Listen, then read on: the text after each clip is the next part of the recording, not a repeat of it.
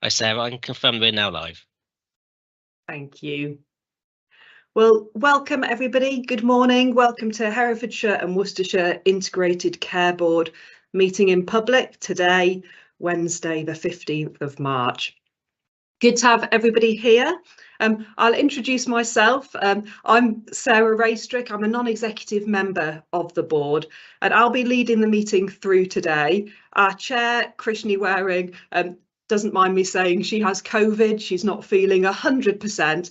She is here at the meeting today. So for all matters of governance and decision making, she is the chair of our board, but I will be taking us through the agenda today. We've got some apologies. So our apologies for the meeting today are from Matthew Hopkins, Sarah Dugan, Anita Day, and I believe that's all. So welcome to everyone else and welcome to members of the public who may be watching live or later on playback. We move through our agenda then onto declarations of interest. It's just to note today, I'll bring Will in a second, just to note today that both myself, Sarah Dugan and Will Taylor have got a declaration of interest that we are members of the West Midlands Clinical Senate who have done a desktop review of Old Age Mental Health Hospital at Home, which is one of the items on our agenda today. But for disclosure, none of us were part of that desktop review. Is that great? Thanks, Will. That's exactly what I was going to say. Thank you. Brilliant. So we've not been part of that at all. No other declarations of interest have been brought to my attention, but if anything becomes apparent through the meeting, then please do let me know. Then we come to the governance log, including our forward plan. So I can hand over to Hannah, but just to note, we've got 2 open actions on our plan, point prevalence audit and Herefordshire Children's Services, both of which have got a date of May to be brought back to board. And there are a couple of items from our last meeting which have been closed. Don't know if anyone has any comments on those or we're happy with the plan. Happy and Hannah? Paul, sorry. Thank you, Sarah. I think on Children's Services, if that refers to my progress report at the last meeting, I think I've agreed it will be July when the progress report comes back. Apologies, I've got my wires crossed on the 2 items, but I think that's been the kind of accuracy of the conversation so far. Thank you, Hannah. Can we reflect that? Yeah, through? absolutely. We will do. Thank you. Thank you. Any other comments there? And then Hannah, I don't know whether you want to comment on anything else in the governance log. And thank you, Sarah. So we have already covered conflicts of interest. So the full register is included within the log for members' information. You already mentioned the action log. So just to bring to the attention of members of the board, there is also a forward planner for future meetings. If anybody would like to comment on that, add anything, change anything, either let me know now or after the meeting. Thank you. Thank you.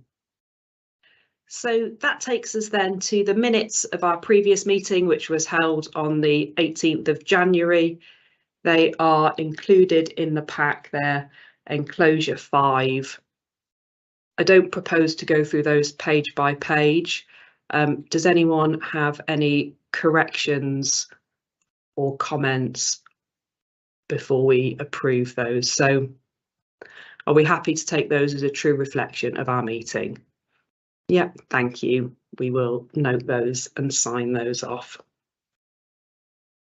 So that takes us now onto the patient and public voice section of our agenda. We do not have any pre-submitted questions from the public.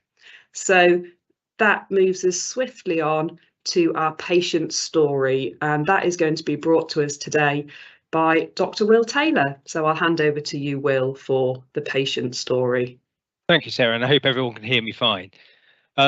So we're doing a bit of a deep dive into primary care today, and I think we've all heard a lot of stories in the press and anecdotally from friends and families of us all about the issues there are trying to access some primary care services. And that's been talked about quite a lot. We in Hereford and Worcestershire have really good access to our primary care service, some of the best in the country. And what I thought would be useful today is, rather than think about some of the poor examples of access to primary care, we ought to think about some of the innovative things that have been done in our local area. So I contacted one of the local practices that has been really, really innovative in the forefront of providing great access to patients and trying new things, to ask them if they had any good patient stories and anything that's been happening. And the first thing they said was, well, we've just had a really lovely bit of feedback from a patient on our website. Would that be useful for you? And I'll just read out what this lady said. So she started out saying, "This is a practice second to none. I'm privileged to be a patient of this practice. I hear so many stories and complaints regarding medical practices around the country, but have never experienced any poor service with this practice. This week, I required advice on a problem I was suffering, but didn't feel it necessary to require a face-to-face appointment as it was not life-threatening or urgent.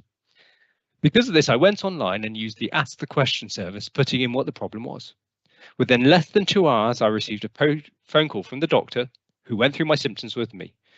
Not only was she very thorough, but friendly and kind. An appointment was made then and there for me to visit the surgery and have the treatment from the relevant person. I'd also like to take this opportunity to congratulate the practice on a fantastic new build, such an improvement.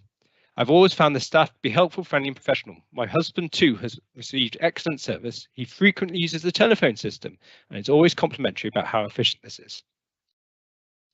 So I talked to the practice and said, well, that's lovely. I'd love to talk to this family a little bit more and get to understand how they've experienced the service. So they talked to the lady and she agreed to speak to me, and had a lovely conversation with a couple who were in their 70s, had some mobility problems.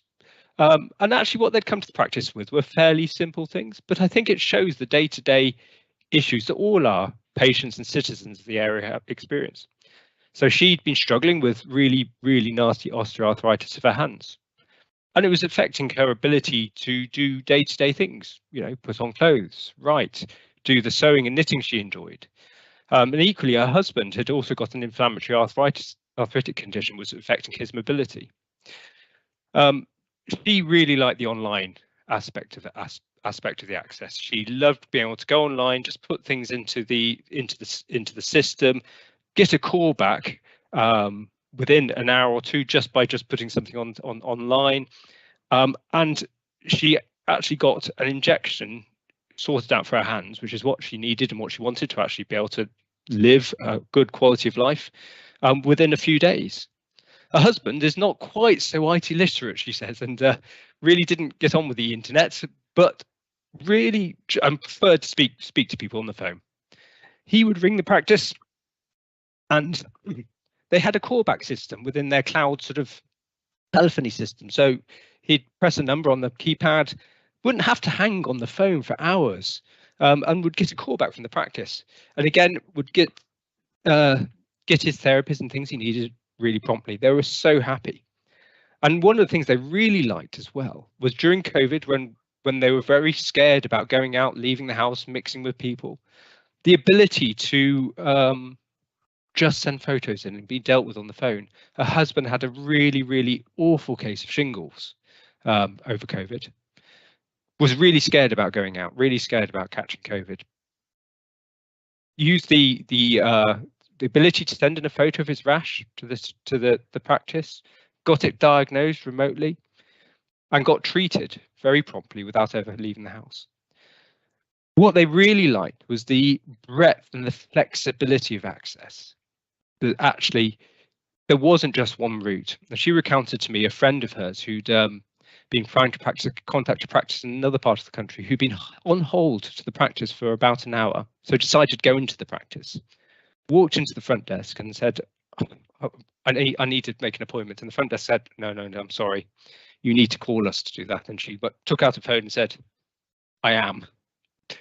So contrasting that experience to hers, I think is really eye-opening. So I'd really like to sort of thank the practice for letting me talk to the patient and the patient themselves. But what it really illustrates is that where you want to and can make changes to patients' experience and citizens' experience of access to general practice, it is possible. And a lot of it's about being flexible and understanding and being responsive to people's needs and wants. So, yep, I hope this really illustrates the great work that's being done locally around our practices for access. Thank you very much. Thanks very much, Will, for that. It's good to have a good news story and positive. You followed it up and got real assurance that these people had got a real breadth of positive experience. I don't know if anyone has any questions or comments that they would like to make. Mark Yates. Thank you very much, Sarah, and thank you, Will. And I'm aware that our ICB has got some of the best performance around primary care and access and time for access across the nation when I look at the figures. So it is a really good news story, and you've just illustrated there exactly how it can work. However, I'm sure you can feel a buck coming along. How that will mask, unfortunately, on occasion, some poor performance in some areas of some practices that aren't doing as well as others. What do we do as an ICB to try and spread that good practice to the areas that are struggling a bit to get to the levels that you've just described, so we can be assured that we're trying to improve the areas that we actually need to get to? It's a difficult one. These things are multifactorial because it's not just about systems access. It's about having the workforce and things in place to then respond to them as well. So, you know, our support for general practice and ability to develop these systems is I think I would fair to say multifaceted. It's about making sure that all the practices have this access to the same IT systems for communicating with patients, whether that's through text messaging systems, through the ability to have online queries. It's about making sure that practices have the same support for workforce staff, which we do. We have a number of GP forums now within the system where we encourage practices through their clinical directors to share good practice, and actually our internal ICB primary care team is exceptionally good at making sure that they do that and actually quality assure some of that work as well internally. I'm sure a lot of this will come up in the deep dive later on. Thank you. Simon. Yeah, thank you, Sarah. I mean, Mark, it's exactly the right question, because of course, yeah, there are very high standards generally, but there are also pockets of poorer practice, and the challenge always is to try and bring everybody up, level up to those higher performance. I mean, I think we're lucky today that we have got that deep dive report a bit later on the agenda, which gets into it in a bit more detail. The bit I was going to add is clearly this is a very big, high profile political priority as well. So we've the government published last year an elective care recovery plan, and lots of the performance targets we talk about around reducing 104-week waits, 78-week waits, and now 65-week waits are all part of that recovery plan. An urgent care recovery plan was published at the end of January, which describes a lot of things that we need to do to reduce ambulance handovers and improve urgent care performance. And what's coming next this month is a primary care access recovery plan that describes a series of national must-dos around the systems, the processes, the workforce development, the access that practices all need to get in place. And that's written very much along the principle of levelling up and getting everybody across the country. When I look at what they're describing is going to be in there, though, you know, 99% of it probably we've got across our practices in Herefordshire and Worcestershire. And that's the point I think the patient story is trying to make. We have to understand our benchmark and where we are, which is very high. And you'll see as this national work emerges, they talk about telephony systems, reception triage, around additional roles, around joint working at PCN level.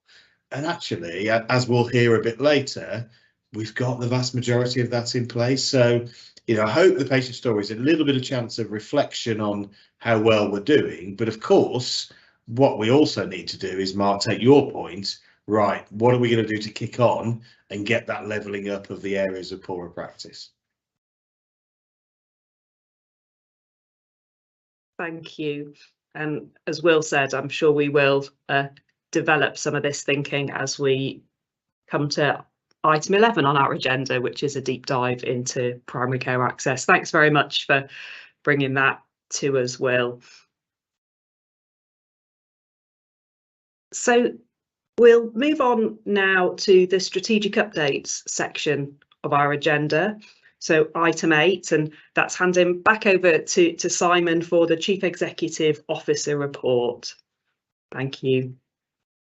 Thank you, Sarah, and hopefully everybody has had a chance to read the report. And thanks to colleagues for their help to me in pulling it together. It's designed to be a high-level overview of important things that are happening within the organisation and within the system. It's designed to try and include some items that we might otherwise need to have a separate report on, so that we can keep the agenda short and focused on the most important bits. But unusually today in the report, I'm asking for approval as well for a couple of things, so we'll touch on those as we're going through. The first section of the report is very much trying to provide the operational context, though. So we talked at our last meeting in January about just how challenging a period we have been going through and we remain in, and that applies, I think, to every sector of the health and care economy. I mean, today we have industrial action, day 3 of an industrial action in junior doctors, which has been by far the most significant industrial action that's impacted on us.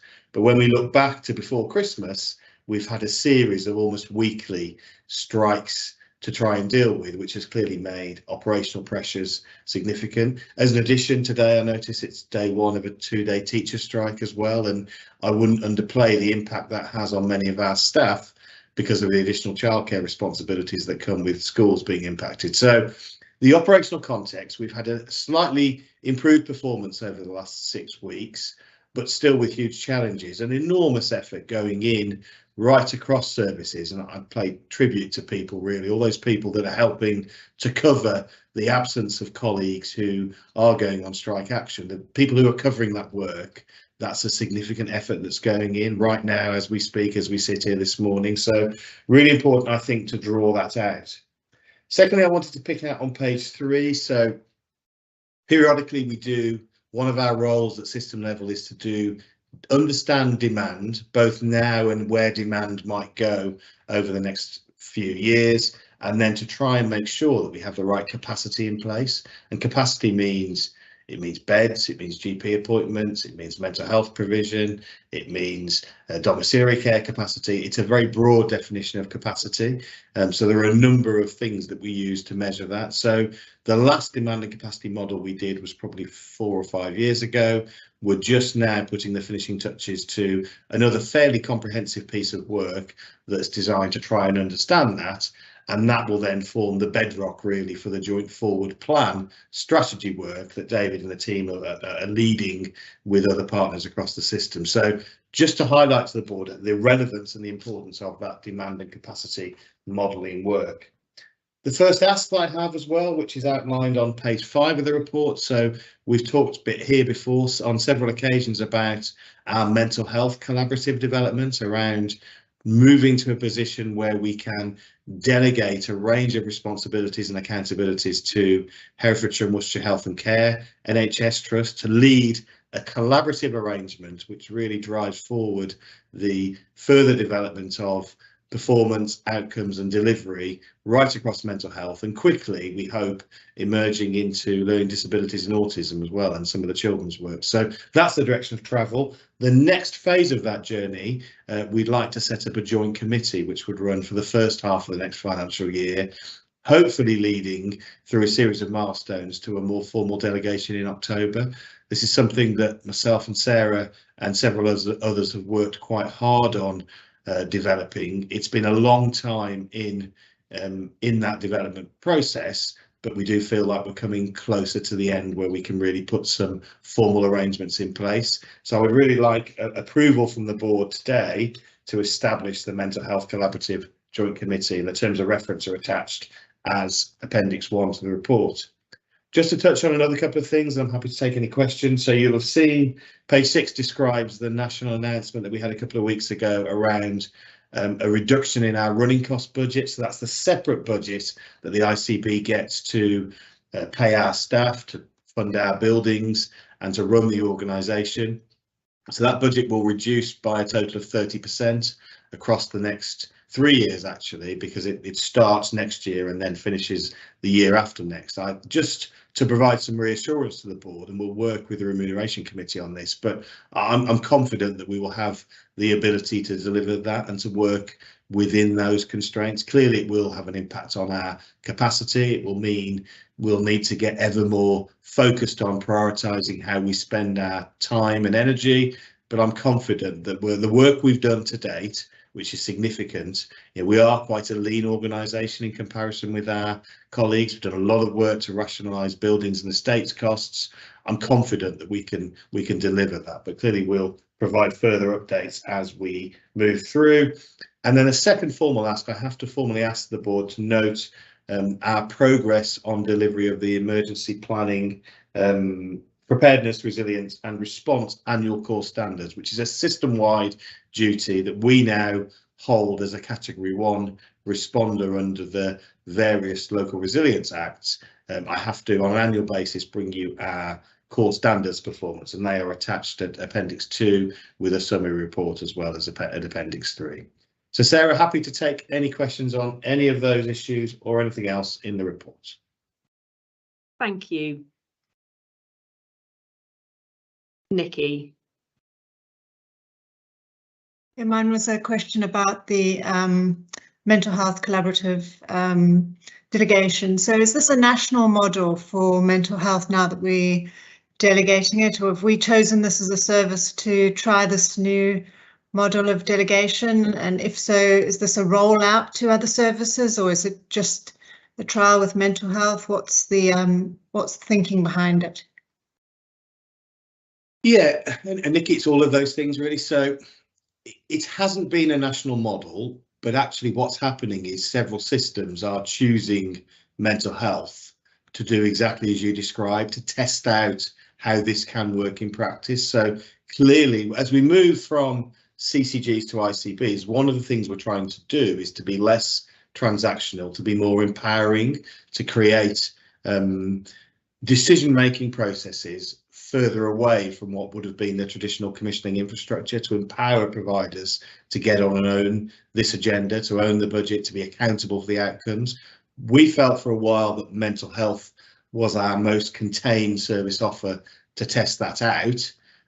You're right, though, the intention would be, if we can prove this works and if we're happy that the governance provides us as a board with the assurance we need, and if we're happy that it's providing the right positive impact for patients, it would be a model that we'd look to roll out to other service areas as well. But it is a new policy, it's a new development, so what you have to do is you need pilots and test cases, and this is our best pilot and test case, so that's our intention. But just for reassurance, Birmingham and Solihull ICB and Black Country ICB and lots of others in the Midlands are also going down this particular road and using mental health as a pilot type way of delegating services. Thank you. Got Nigel next. Thank you. Yeah, I think this is the right model for the mental health collaborative. I think this is the future, as Simon has described.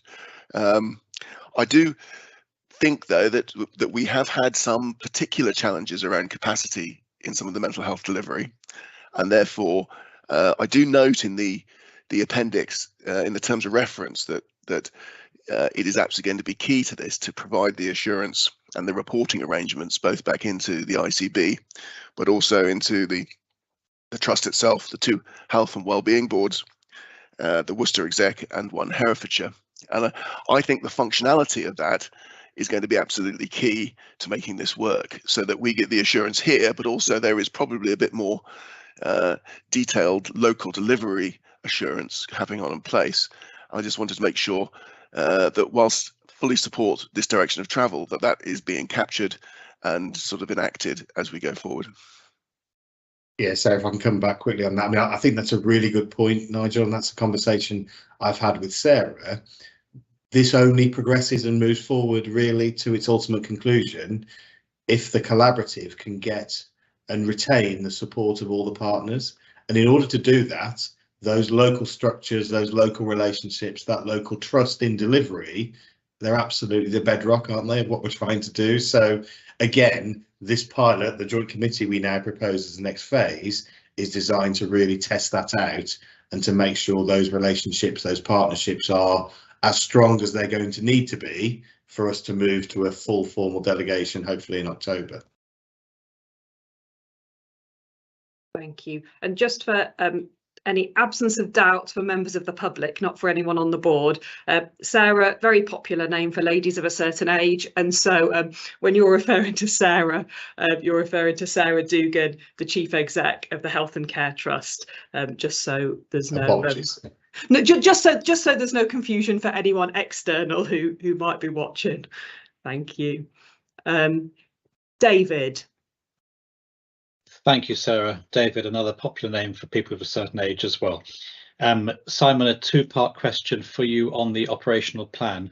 You talk about the several areas where the draft plan is not currently compliant. So can you assure us that the final plan, firstly, will meet the submission deadline, and secondly, that it will be compliant where it needs to be, or indeed compliant with NHSE guidelines?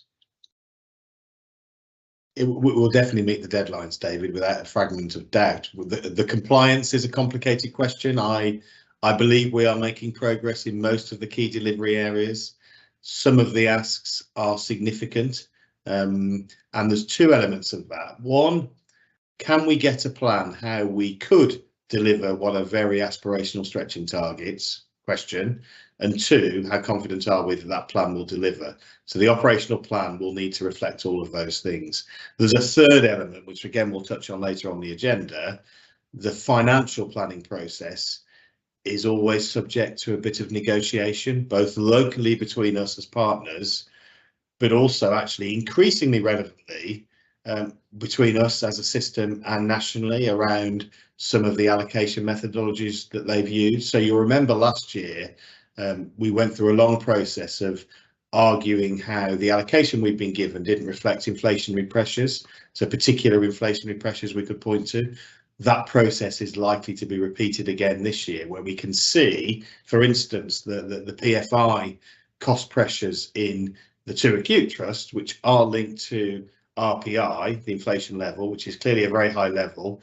The inflation assumptions that have been made in the financial allocations are much lower than that. So that clearly creates a cost pressure that we would argue the funding isn't sufficient to meet. So we will certainly hit the deadlines. We will certainly have a plan as to how we can deliver. Our confidence will be determined really by some of these side conversations around delivery and financial resources that we can accumulate to put into that delivery. Thank you, Simon. Thank you. I've got Mark Yates next. Mark. Thank you, Sarah. A couple of things. Firstly, I want to lend my support to Simon's paper with regard to delegations of the Mental Health Collab, and I feel as Sarah's probably just stepping onto Sarah Dugan is just about to step onto a plane, not you, Sarah Race, so which is why she's not here. I feel quite confident that I speak on her behalf as well. Is that we fully support the delegations as set out in Simon's paper, but also to give a little bit of reassurance, because Nigel hit the nail right on the head with regard to some of the governance around this. A huge amount of work has gone into ensuring that the governance for this process is correct and right. And below the Mental Health Collab Committee, there is another executive working committee, if you like. So the Mental Health Collab Committee is the one that receives the delegation, and you've seen set out in the paper, but there are other structures to make sure that it's supported correctly and the governance is correct. So I'd like to support the proposal as put forward, and also reassure people that it is a huge amount of work going on, and I pay tribute. Simon and Sarah sort of overseeing, but the reality, as we know, is there's a huge amount of work that goes on elsewhere. People like Sue Harris and Jenny Dalloway especially have put a huge amount of effort into this to try and get it right for all partners, and also Jamie Morris, who's been chairing this committee. So I thoroughly support your recommendation, Simon. Thank you.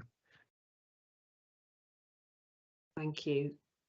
That's really helpful to have, as you've been close to this. Graham. Yeah, thank you very much, Sarah. And I'm going to be a bit cheeky. I've got two questions, if that's okay. The first one, Simon, again, a fantastic report, as are all the reports, actually, when I was reading through them for this meeting. Well, I'm interested on the fuller stock take and the proposal of integrated neighbourhood teams. I mean, that looks a fantastic development to me. And I'm just interested, Simon, I suppose your views as to the amount of transformation that will take. And is there a timeline for some of those changes, and how is it being led within the system? And the second question is a much more general one for you, and so you might save it to the end, is that just reading through all of the papers, you know, that is the complete suite. I was actually amazed by the amount of change going on. I mean, it really is quite breathtaking. You know, everything from, you know, the joint forward plan, taking on pod, the fuller stock take, let alone performance, financial pressures and the rest of it. So it leads me just to a very general question. You know, sitting at the top table of an organisation, you think it would be in danger of rattling itself apart. There is a huge amount of stretch there for everybody. So just interested, Simon, in your views as CEO, about where you think the whole system resilience is to the degree of change coming up in the next year or so, both organisationally and leadership team. Gosh, that's a good question, isn't it? I'll do the Fuller stuff first. I mean, I think there's a few things about, so Claire Fuller actually is a GP who also does my job in Surrey Heartlands ICB, so very prominent national primary care leader who also on the side does my job as well. So Claire Fuller came up with this report of this is a direction of travel that she thought we should see for integration around primary care in particular at local level. The only proviso I'd add is Claire's recommendations haven't yet found themselves into any planning guidance or policy, and that's what I'm expecting at some point. Nigel will know a bit more because he's part of the national discussions, but the current GP contract, we're about to enter year 5 of a 5-year contract, and obviously what will happen then over the coming months is negotiations and hopefully clarification and finalisation of a new contract. I would strongly suspect the Claire Fuller recommendations around integration and the future of PCNs to feature in that new contracting framework. So there's a little bit of a question mark in terms of the detail. What I would say locally, though, is we all support this direction of travel. We've been on this journey actually in Herefordshire and Worcestershire for several years, and by several years I mean several years stretching way back into the last decade. We've understood that primary care at scale and the alignment of community capacity, social care resources, voluntary sector resources, community engagement, that local alignment of all that effort is essential to delivery of good health and care. So again, on the Fuller stock take, I think we feature very strongly in terms of where we are. There's a lot further to go, but I do sense a real local commitment that we're all going to carry on that journey, both from Jane and from Sarah Dugan's organisation as the community providers, from Paul and Paul from a council level, but also from the PCN clinical directors. This is something everybody wants to do. So we will most definitely carry on pushing that, regardless almost of the national contracting frameworks. But there is a point later this year where we'll just have to triangulate the two and make sure we're in the right space. I mean, it's led very much by in a joint collegiate fashion. Linda Dando is our lead director within the ICB, but Linda works very closely with Nikki, with Nigel and other PCN leaders in particular, and clearly the involvement of other partners in the fuller integration work is also essential. So I'm pretty confident, and I think it's something probably as a board we should come back to later in the year to check in as to how we feel we're getting on, and more formally describe what those next steps and those milestones are. So we'll mark that down for the forward plan. And I think your second question is a really good one because there is enormous breadth in this job. I would argue I think that's what we are set up to do as the system enabler and facilitating organisation. We are set up, our ethos is all about overseeing, leading, supporting transformational change and integration of care in our local system. So this is really what we're here to do. But I think you're very right to point out this is a very challenging period. And again, we're only as good, aren't we, and our resilience is only as good as almost the weakest links. So this is a team effort, and it's a team effort from within this organisation and from within all the other organisations within the system. And I think it's fair to point out, particularly operational staff, they are under enormous pressure. They have been under enormous pressure for a long time now. We've had the pandemic, we've had the recovery from the pandemic, and we probably are just hopefully coming to the end of what's been one of the worst and most challenging winters anybody has ever seen. And it's been challenging for a whole host of reasons, but I think the industrial action has just added a layer of challenge in every service area on top of all the normal pressures. And it's only right that we would recognise the impact that must have on people's resilience. So well-being, individual well-being, team well-being should be ever more important in everything that we do. And I think that's the most important reflection I'd have. I think people are incredibly resilient naturally. People who do these jobs, you have a resilience. For us, it's what we're here to do. But I do think from a board level and from a collective leadership community level, it is a good reminder of how important well-being is going to be. And we've really got to look after our people, haven't we? If we want to keep that resilience, we've got to provide the right support network. So, yeah, a really good question and a really good reminder, I think, for all of us around how important that well-being, that support for people's health and getting that right work-life balance is going to be. And if we're honest as well, as we head through the year, there are going to have to be breaks for some people who've had to do almost 7-day-a-week jobs, managing pressures at weekends around ambulance handovers and everything else. We are going to have to adapt our working practice to give those people a little bit of time. But, I go back to where I started, Graham. This is what we're set up to do. I agree with you. I think the board papers are really good today, and Hannah and the team have done a great job of really getting the quality right on those. The agenda's huge, but this is what we're here for. This is what all you guys are here collectively as part of this team to manage this massive agenda. So yeah, great, good reflection, and thanks for the question. Thank you. And then we've got Paul.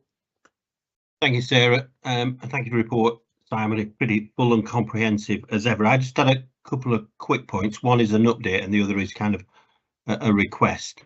Just on the children's services update, thank you for putting that in. I think it's great to see that that's, we all recognise we have a part to play in terms of a contribution to improving children's services, and I'm thankful for you continuing to profile that in the report. We were pleased that the council's retaining operational control. I think that's a good and positive sign, recognising the improvements that would be made across children's services, both within the council and with and through our partners as well. So that's good, and thank you to support for that. We've had the call this morning to say the first Ofsted monitoring visit will happen on the 29th and 30th of March. So that process continues. We'll be in touch to brief colleagues on how we support that. But that's one to know. And over the next couple of months, we will continue our work around a strategic improvement partner that we will be working with, and perhaps be able to share a little bit more of that as we progress through those discussions. But the second point, Simon, was just on the People's Forum, and I sense, and quite rightly, a focus around nursing and nursing vacancies there. And I know there is reference to care home and domiciliary care staff. I'm just wondering if we can kind of feature that more prominently and take that wider social care perspective with those two particular roles within the work of that group. I'm happy to commit to our team making the contribution as needed to make sure we see recruitment across the whole of the system.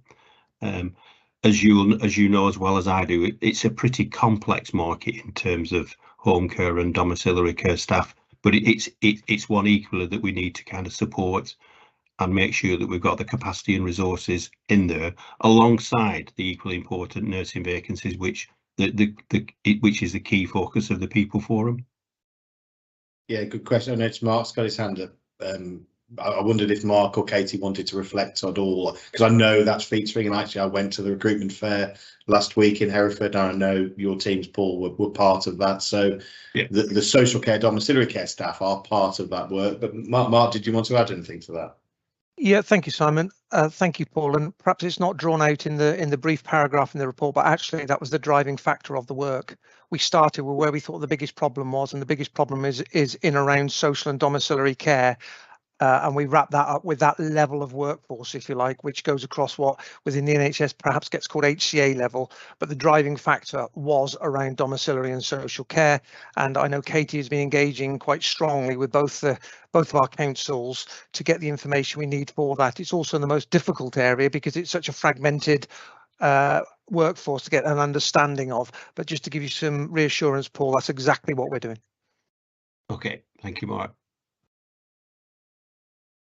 Thank you. Mark, were you answering that question, or do you have another? No, perfect.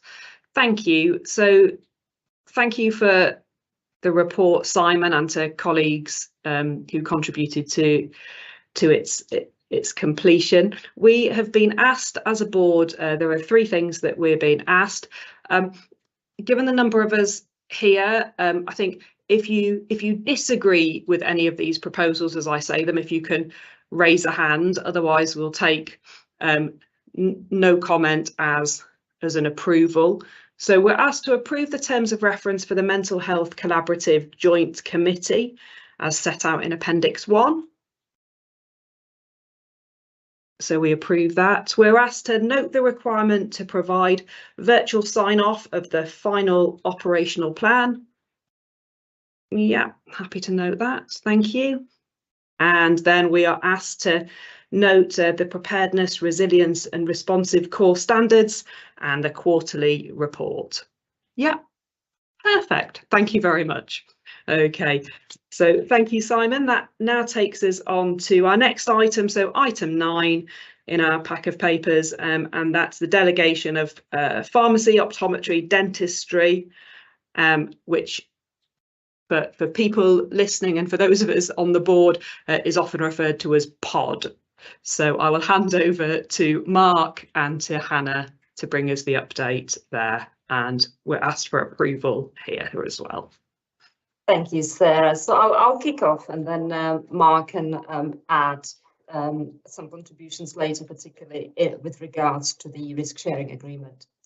So you'll be aware that the delegation of pharmacy, optometry and dentistry, or POD, as Sarah mentioned, from 1st of April from NHS England to ICBs is a national policy. And we have been bringing updates to you through Simon's report for the last few months on this, really. So today is an important milestone, though, because we are asking the board to formally agree and approve some governance arrangements for this arrangement to go live from the for this delegation to go live from the 1st of April. So from the 1st of April, POD services and associated compliance function will be delegated to ICBs, and formal joint commissioning between NHS England and ICBs with regards to some specialised services will come into effect, with a view of ICBs taking on full delegated responsibility for specialised services then from the 1st of April 2024. So there has been an extensive transition programme in place over the last few months between ICBs in the Midlands and NHS England to agree the approach to delegation and to design operating model and governance and to undertake due diligence. So although the delegation is from NHS England to individual ICBs, and that's also where the legal responsibility and liability will lie, the operating and delivery model will take place on a West Midlands footprint. So in effect, each ICB has to delegate agreed functions to the joint governance arrangements upon delegation to themselves. So the 6 ICBs in the West Midlands have agreed to the formal establishment of a West Midlands office and an integrated staff hub, which will be hosted by Birmingham and Solihull ICB. This also offers an opportunity for further joint working for deeper West Midlands cooperation really between those ICBs in areas other than just services delegated from NHS England. So in addition, ICBs have agreed distributed chief executive leadership, with each CEO taking on a lead in a specific area. And for Herefordshire and Worcestershire ICB, this is sort of expertise in the pod services for West Midlands. So we will be providing executive leadership in that area. In terms of governance, though, what I'm asking you to approve today, the Midlands Governance Framework has agreed. The Midlands Governance Framework has been agreed and describes the overarching governance arrangements, and these are included in the report as figure 1 on page 4. The key document there is joint working agreement, with part A describing joint working arrangement between NHS England and the 6 ICBs, and then part B describing arrangements between ICBs only. These are subject of the board approval today and are attached as appendices 1 and 2. In addition, we also have terms of reference for the joint commissioning group for pod, and the reason why we're bringing these today is because some functions are being directly delegated to that group. So the terms of reference are attached as appendix 3. Then appendix 4 is the financial risk agreement in relation to pod services, which has been jointly developed by all the ICB financial leads. And finally, a national delegation agreement has been issued by NHS England to all ICBs this week. This is a key statutory document, really, that underpins the whole delegation. It was issued too late to be included in the papers today, and so we're asking the board to formally approve the delegation to sign this agreement to the chief. Don't know if Mark wants to add anything in relation to the financial risk agreement. Otherwise, I'm happy to take any questions. Thank you, Hannah. In relation to the financial risk share agreement, just to say we've worked very closely with all the other ICBs on that risk share agreement. It's both risk and reward. So let's be clear, it's not all about managing the financial risk side. We know across our system we've got some areas that require a lot more investment, and as a result of that, at the moment, that does generate that underspend. So we are working very closely with our partners around understanding the quantum a bit more, the portfolio, and alongside that, then the use of those resources as we go forward. So I'm not expecting any financial risk in this part of our portfolio, based on all the due diligence work that's been undertaken. But from a good governance perspective, we need to have this framework in place, and all other partners have worked through that and agreed that as well. Thank you. There's a few people with questions or comments for you now, so I'll start with Nigel. Thank you, Sarah. It's just a board governance issue, really. I just Nikki Berger and myself sit here as primary care members on the board. Now, clearly, we have we're here because we have expertise in general practice. Our exposure to some of these new areas which we are developing responsibility for is going to be less. So I guess we probably need to work through in our development sessions how we can plumb in that knowledge so we can fulfill our role effectively. I just think we should capture that. I think that's a really, really good point. I mean, as you know, primary care partner members are part of the legislation that has come into place on the 1st of July last year. There has been no amendment to that with respect to the pod services, but you're right, Nigel, that expertise is absolutely crucial, and we will need to think of how that feeds into our decision making. I suspect this will be again an issue nationally for everybody, and it will be really interesting how the kind of second phase develops over time, and how other ICBs deal with kind of that input into their governance. So yeah, I think we just need to watch this space, but it's a really good point. Thank you. Jane. Thanks. I know Mark's point that there's no financial risk, and that's probably because parts of our system, particularly Herefordshire, are NHS dentistry deserts, and so we're not spending very much money. So I guess really my question is that sense of will this delegation improve access to NHS dentistry for our population, and what what will be different and what's our level of confidence? Thank you. I can see a few nods there, so it looks like that's a question that a few people had got. So, Hannah.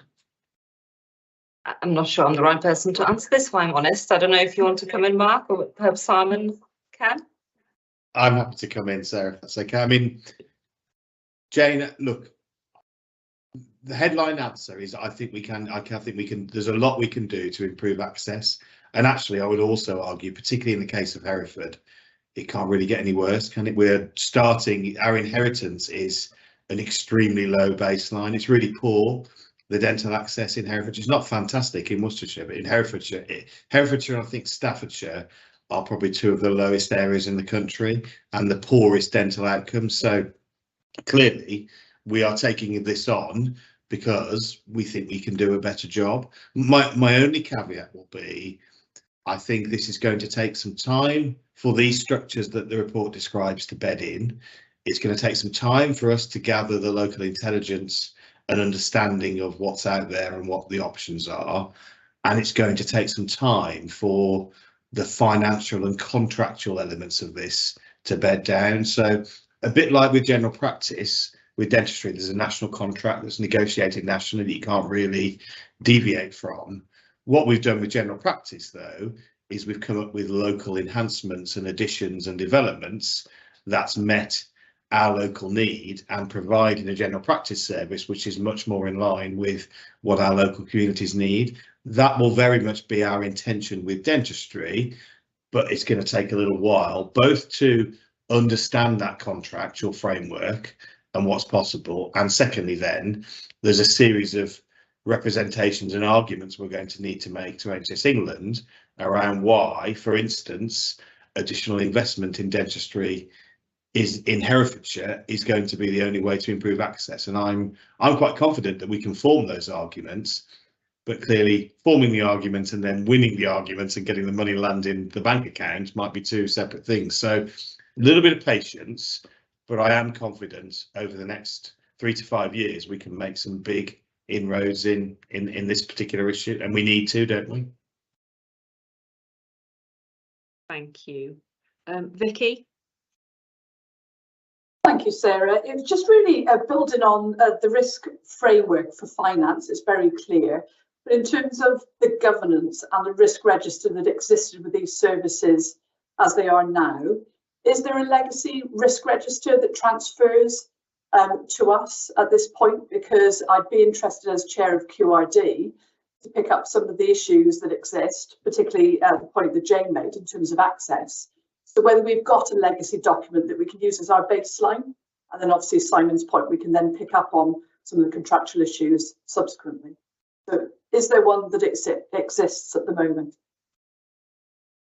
Okay, so Linda is nodding. Linda, do you want to answer that?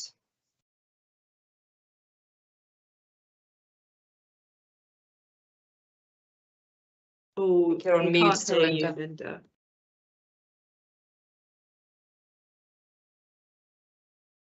Oh, it's gone back onto mute again. It keeps, sorry.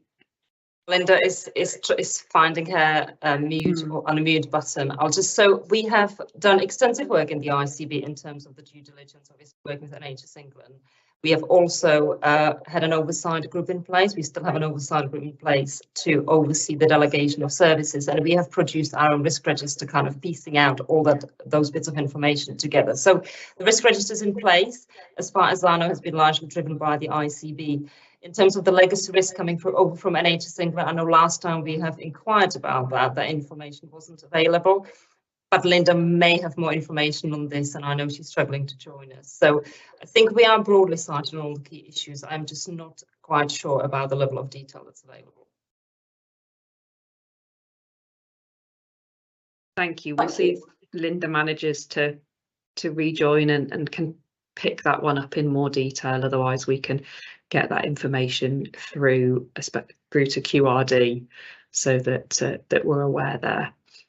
David. Thanks, Sarah. This really is a question, I think, for Simon, which is, as I think about organisational structures and governance, with a distributed model, can we be assured that there will be sufficient focus and accountability for the delivery of those services across the 2 counties? It's a good question, David, and I think that will evolve as well. I'm not sure we will have clarity on that accountability from day one. We're going to have to work around that because we are inheriting some existing structures.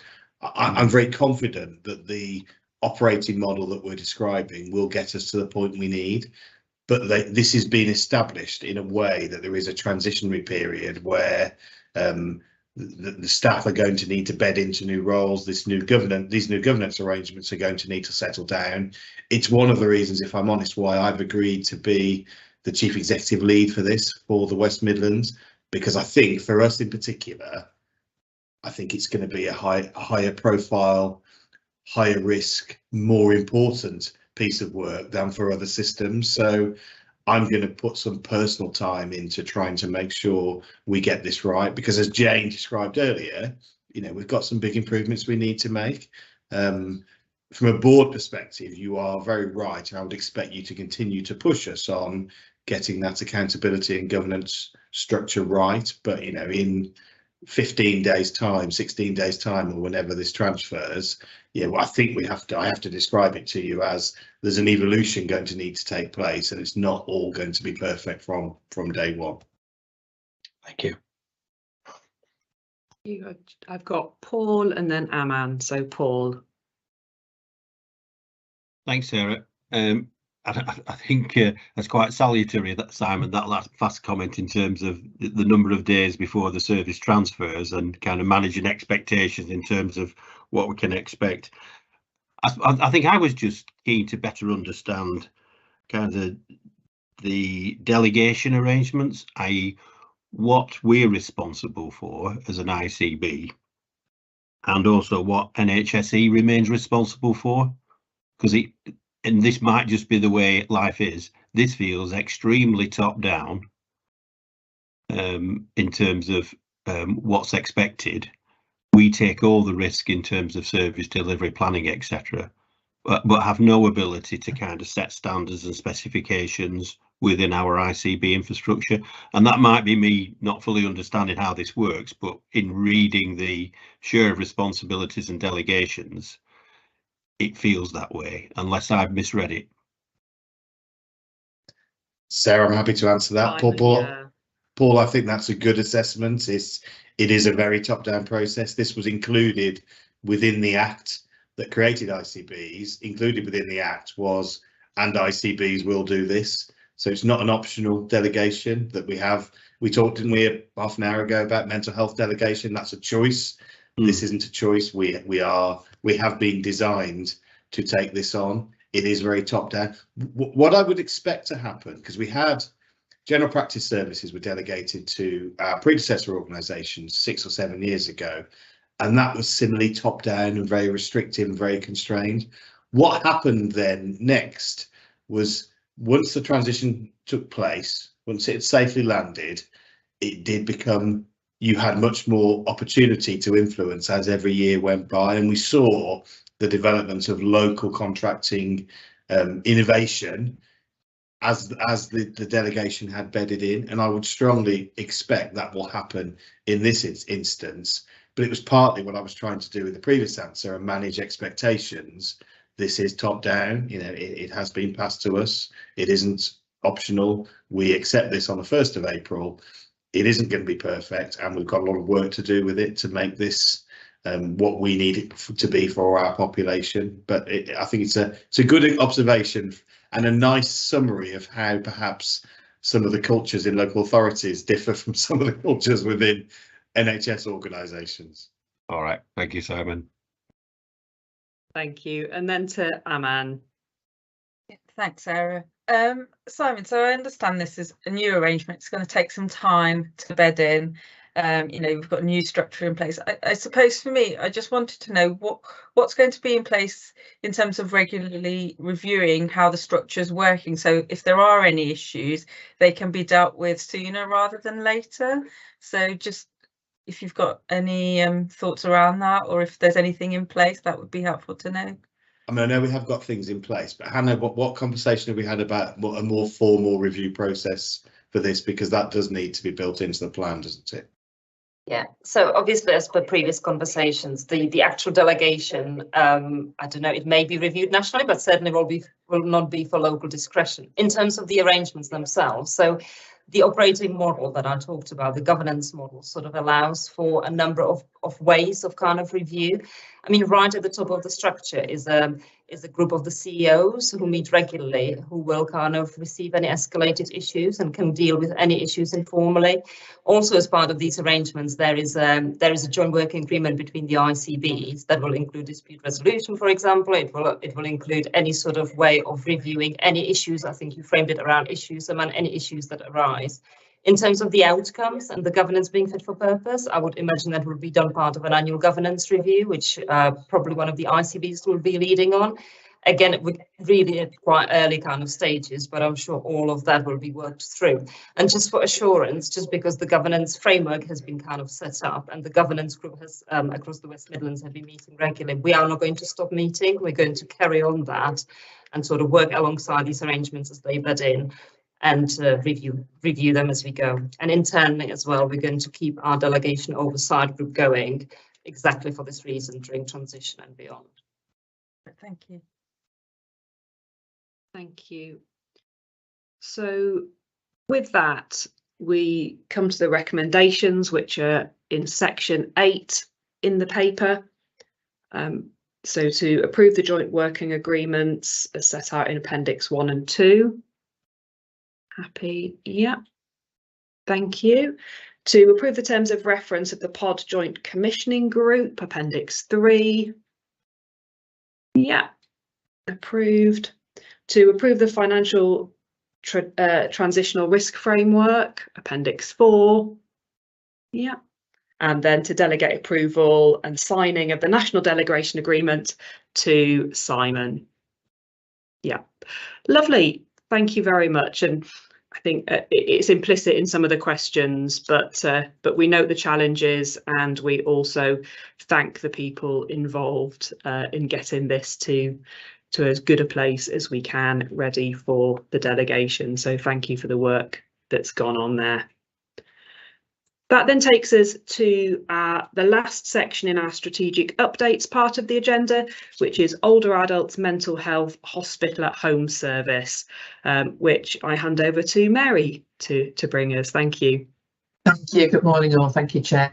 I'm going to present the report, but we have got Jenny Dalloway with us on the gallery as well to answer any specific questions. Okay. So thank you. So this report sets out the business case and various assessments and assurance processes and proposing the permanent closure of Athlone Mental Health Inpatient Unit. Now Athlone is one of our two older adult mental health inpatient services, and in line with best practice nationally for many of our services nowadays, trying to keep people at home independent with services and care wrapped around them is one of the big drivers behind this proposed change. But we have been on a journey with this because in COVID it was necessary, because of the risk of COVID, to close Athlone Ward and to re-provide the service in a different way. That was at home, changing the budgeting arrangements and the workforce to keep people at home, to keep them safe in COVID. So since sort of October 2020, the Health and Care Trust have been piloting this revised model of care for older adult inpatients with good outcomes, which I'll take you through. So Athlone was a 14-bedded old unit on the Worcester site, adjacent to the Worcester Royal Hospital. The pilot actually started in October 2020. The service has remained in place since then. The beds have never been reopened. Our second unit in the north of the county remains open. So evaluation of this pilot hospital at home service has been extremely positive, with more older people being supported to avoid a hospital admission. So having that resource in the community to prevent admission is really important. And actually a reduction in the length of stay at the second unit at New Haven has been seen as well. So from an integrated care board point of view, we've reviewed the service, the business case, and taken this through our strategic commissioning committee, who were very supportive of the proposal to permanently close Athlone Ward. And the benefits you can see outlined in the bullet points on page 4, but I just want to pick up a couple to really highlight the benefits of this. So no out of area hospital placement for older adults. We've all been involved in the NHS and having to place older adults out of the area, away from their families, and that, you know, this has helped us to not to cease that happening, apart from very rare occasions. So that's the biggest benefit for me, and I'm sure for those families, to keep people close to them.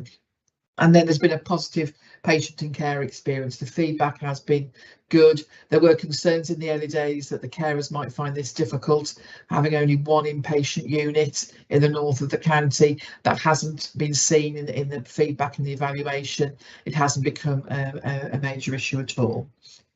As this is classed as a service change, closing any inpatient setting is a service change. The system it needs to go through a NHS process called the 5 tests of service change, which you can see outlined there. And the NHS England indeed are supportive of this now. Well, we've gone through the process, and they are now supportive of us taking this forward. In addition to that, as mentioned at the top of the meeting, a desktop review has been undertaken by the West Midlands Clerical Senate, who concluded this is a positive change as well. The review actually made 4 recommendations, which you can see in the appendix, in the Senate review appendix, which have been accepted by the Health and Care Trust and are being implemented going forward. HOSC, our Health Overview and Scrutiny Committee in Worcestershire, are also supportive of this change, service change, and didn't recommend a public consultation because they felt that the benefits had been clearly articulated, and it was largely supported by the public. So the recommendation for today is that the board supports the permanent closure of Athlone Ward and the transfer permanently of resource to the hospital at home service for older adults, keeping people wherever possible in their own home. So happy to take any questions. Thank you. David, first of all. Thank you.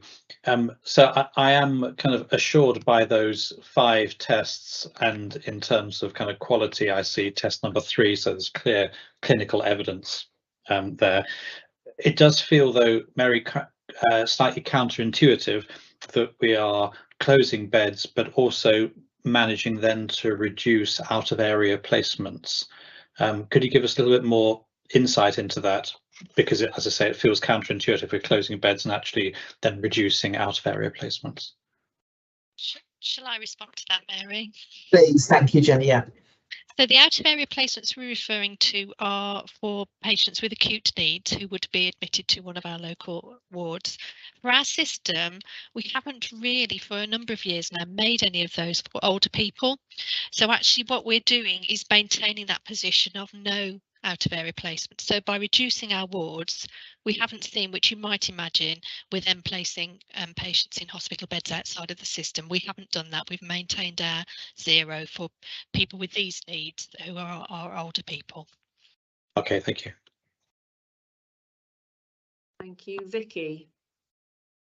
Thank you, Sarah. I'm very supportive of this business case. I just would like some assurance about how we're going to be monitoring the outcomes as a result of this. Obviously, a lot of evidence going in to support the business case, but actually on an ongoing basis, where and how is that going to be evaluated in terms of patient outcomes as well as access?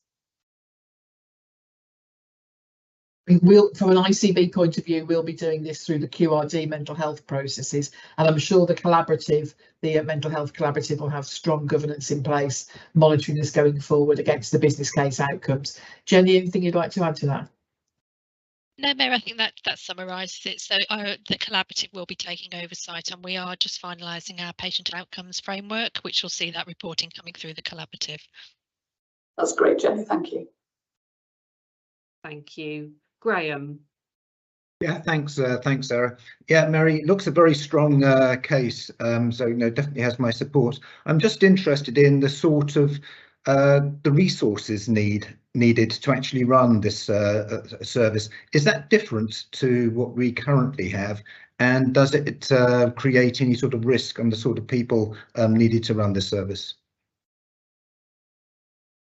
I'll bring Jenny in, you'll know the detail. Yeah. Yes, thank you, Graham. In terms of financial resources, the original board budget has been entirely repurposed to provide this. You'll see that there's a slightly different skill mix as you would expect to see with community provision, because people are actually working out in the community. But colleagues in the Health and Care Trust have told me they have had no difficulty engaging staff to work in this service. It's seen as quite positive, and actually is one that not only prevents admission, but actually supports an earlier discharge should somebody require that earlier period of inpatient admission. So it's not seen as an issue. And actually the trust were able to attract some staff from outside of our system. So it wasn't just people who are currently employed. We were actually getting some new staff into the system, which I think it speaks for itself, doesn't it, in terms of the provision. Thank you. And then Mark. Thank you, Sarah. And first thing links to the point that Jenny just said there, because I'm not sure it's been said previously, but this is supported by all parties, it appears, whether it be carers, whether it be patients, clinicians, but it's also strongly supported by staff as well. And that's the point I wish to make. The other point is a more formal one, which is the Health and Care Trust Board has yet to make the decision on this because of the governance cycles, if you like, but there's a special meeting on March 30th with regard to this. But I would be astounded if there was anything other than absolute full total support, because it's seen as a real success, especially when you consider the outcomes on patients. And just very briefly on that, the outcomes, which I forget who raised it, maybe Graham, is that there is a paucity of effective outcome measures within the mental health world, and that's something nationally that is being looked at to try and see if we can do a better job of monitoring how we do. But that's a national thing which we'll certainly bring in locally. Thank you, Sarah. Thank you. So through the questions and comments, there seems to be positivity to support this, but as a board, we should note in the paper that we are waiting the full sustainability impact assessment, which is under development, but we are asked to support the proposed permanent closure of Athlone Ward and transfer resources to formally commission the older adult at home service. Do we lend our support to that? Yes. So thank you very much, and thank you Jenny and others for, again, the work that's gone on to get this to a state of readiness. Thank you very much. Okay, so yes, a round of applause there from Mark. This is something that I think we see great benefit in, so thank you. That then takes us on to the next section on our agenda, which is system performance, focus and risks. And to start with, we've got picking up from our patient story, we've got a deep dive into primary care access. We've about sort of 20 minutes or so for this item, and we're going to hand over, I think, to Nigel and to Nikki, is that right, who are going to take us through the deep dive. So I'll move over to you.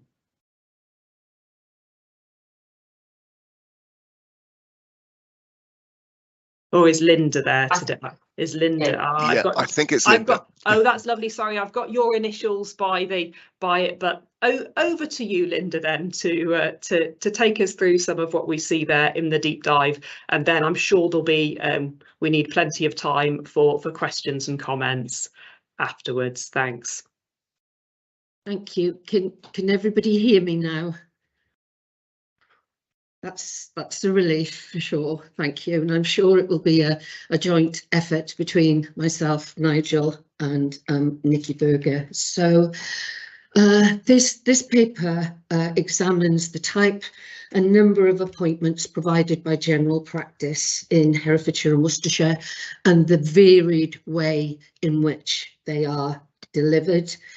There are lots of figures within the paper, as you will have seen, some of which have been previously shared, most recently at the ICB Development Day. It's also timely in many ways, and that's not just because of the conversation I joined in earlier regards delegation of pods.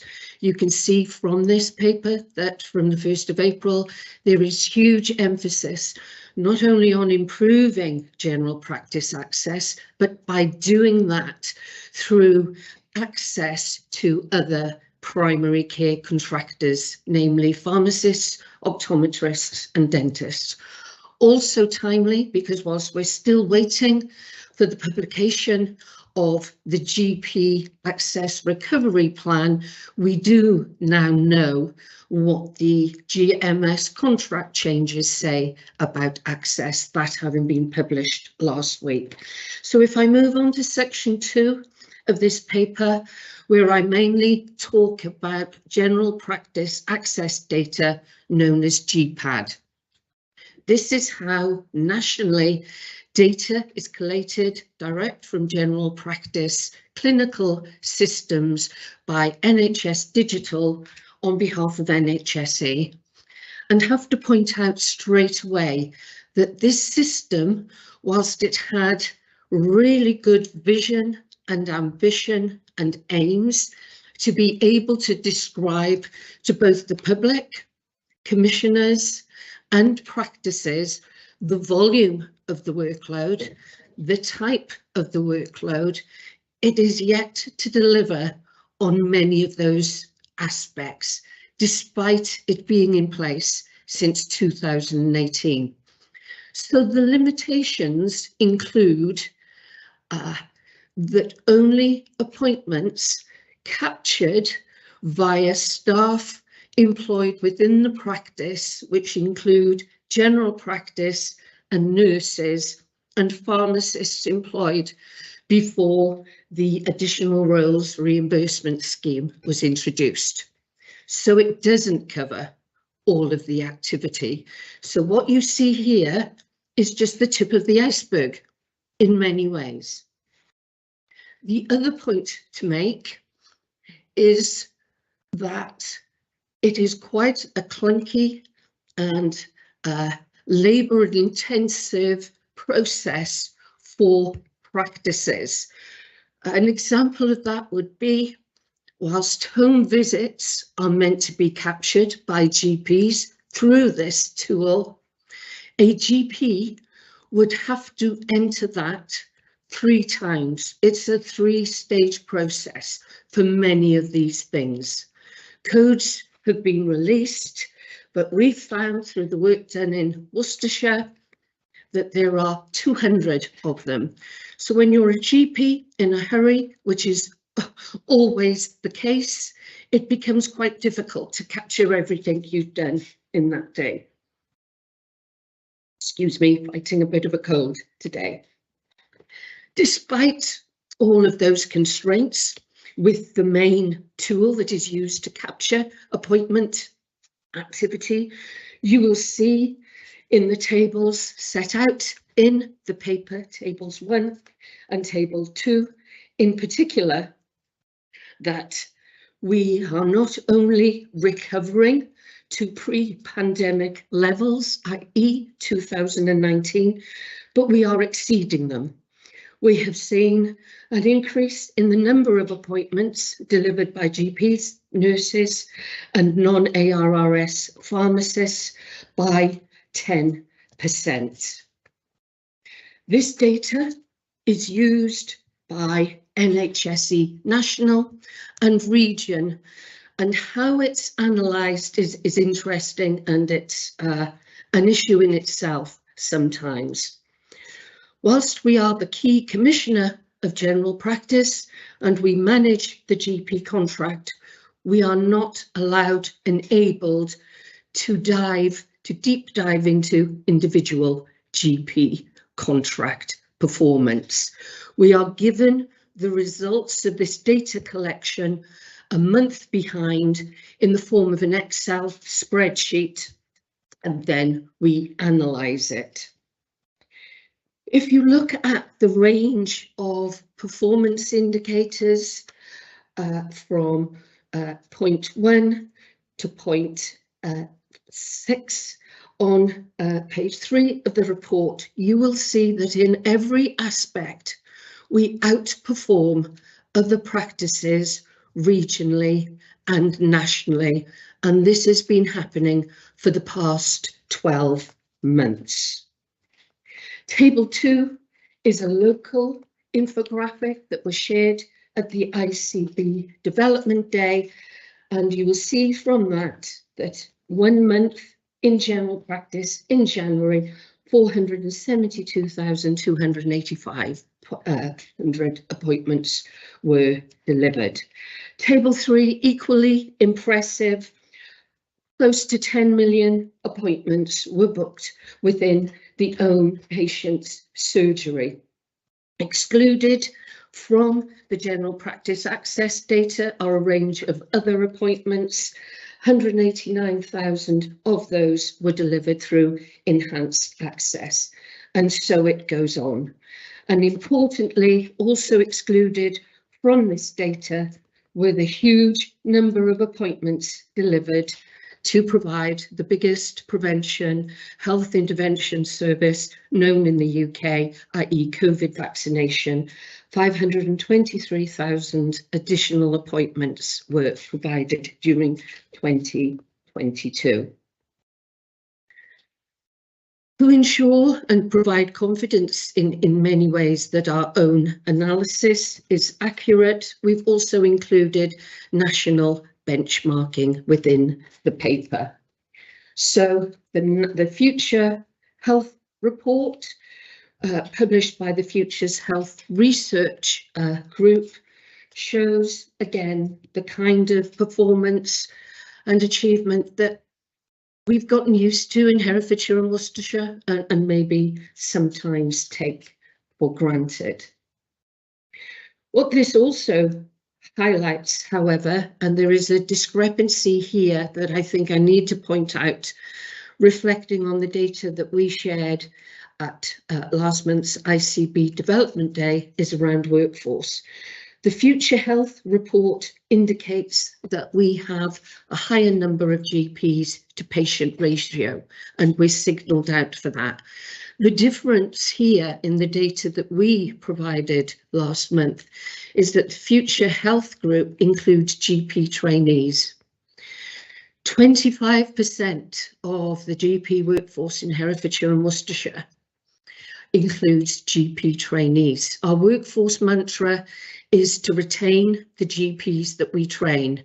That isn't happening because most of those trainees come from Birmingham and they go back to Birmingham once Herefordshire and Worcestershire practices have trained them.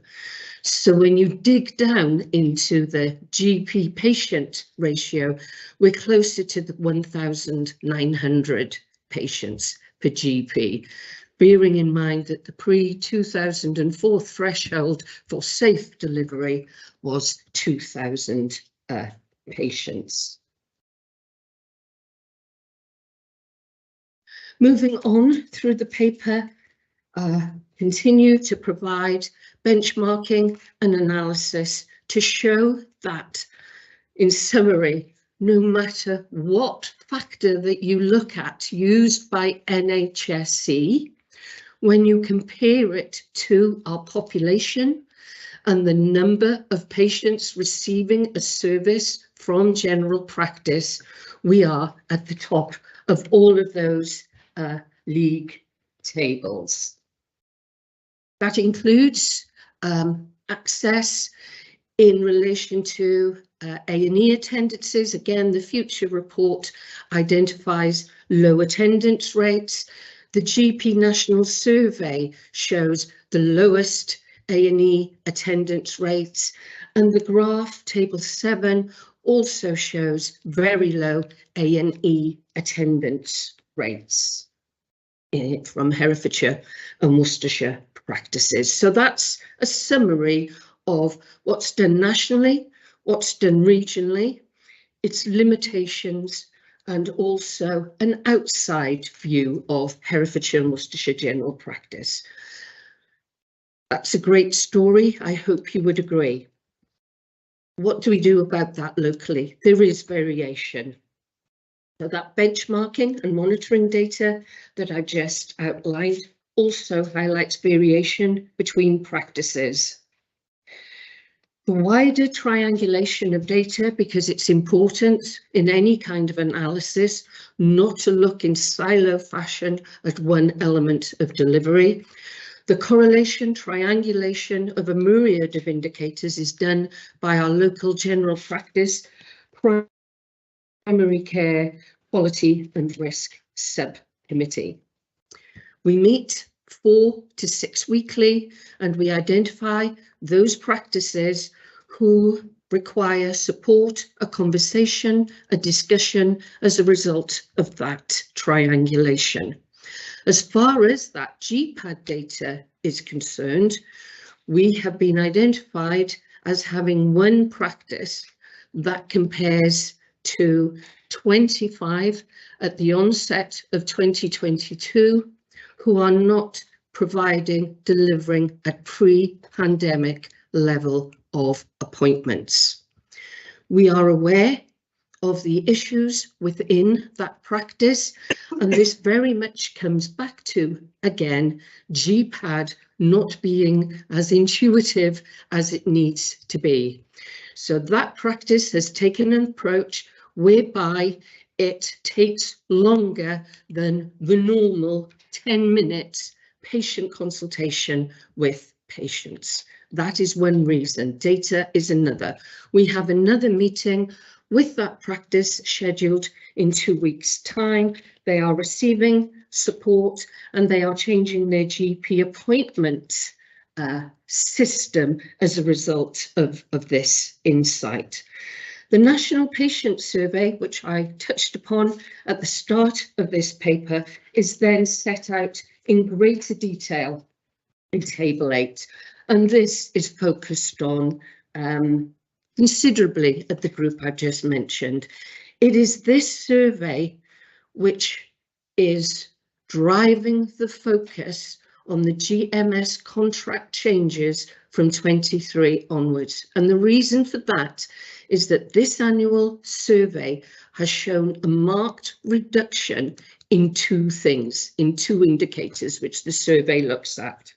They are overall satisfaction with your practice and ease of access. So, as far as Herefordshire and Worcestershire is concerned, the national average regards satisfaction is 72%. In Herefordshire and Worcestershire, it is 77%. And so the story continues. We are the 4th highest achieving ICB in the country in relation to the results of this patient satisfaction survey. The ICBs who are ahead of us are only ahead of us by 1 to 2%, and they are Devon, Dorset and Gloucestershire. I'm just to say, Linda, sorry, not to interrupt. That's a really positive note to be there. If we have another, I can see we're quite far through the report. If we just have another minute or so to summarise, because I know I can see that there'll be people wanting to ask questions on what's there. So thanks. Yes. I'll do that, and sorry if I've been taking too long. Oh no, not at all. It's really great information, really great. I was just conscious of my timekeeping. Yeah. So the remainder of the report then describes those appointments that aren't captured through the GPAD system and those other modes of accessing a consultation with the GP. They range from an initiative, a programme nationally prescribed called Enhanced Access, which are provided by hubs, an at-scale model within PCNs. There is, in addition, through local innovation in both Herefordshire and Worcestershire, the Herefordshire Remote Health Model. We spoke quite a bit about that at the last meeting, and the paper describes that. In Worcestershire, we have overflow hubs. All of these things are non-recurrently funded, but they are supporting patients and general practice in the toughest year that the NHS has seen. There are acute respiratory hubs, which also came to an end at the end of March, there to provide support to the system, another option for ED departments to book slots in for patients. If I just then talk about the challenges and what's next, I can crystallise them to 3 things. This is a marvellous story, but the workload and the workforce and the increase in workload all provide challenges to us maintaining this.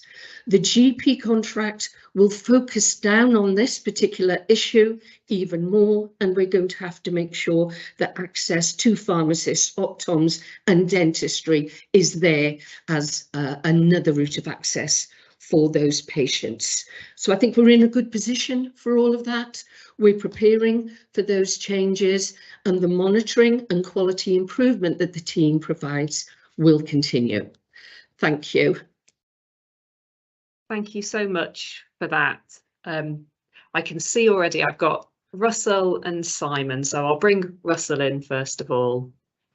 Thank you, Sarah, and thank you, Linda, for that very comprehensive briefing. I just wanted to place on public record as chair of Wye Valley Trust our and my enormous thanks on behalf of the citizens of Herefordshire for the work day in, day out of our primary care colleagues.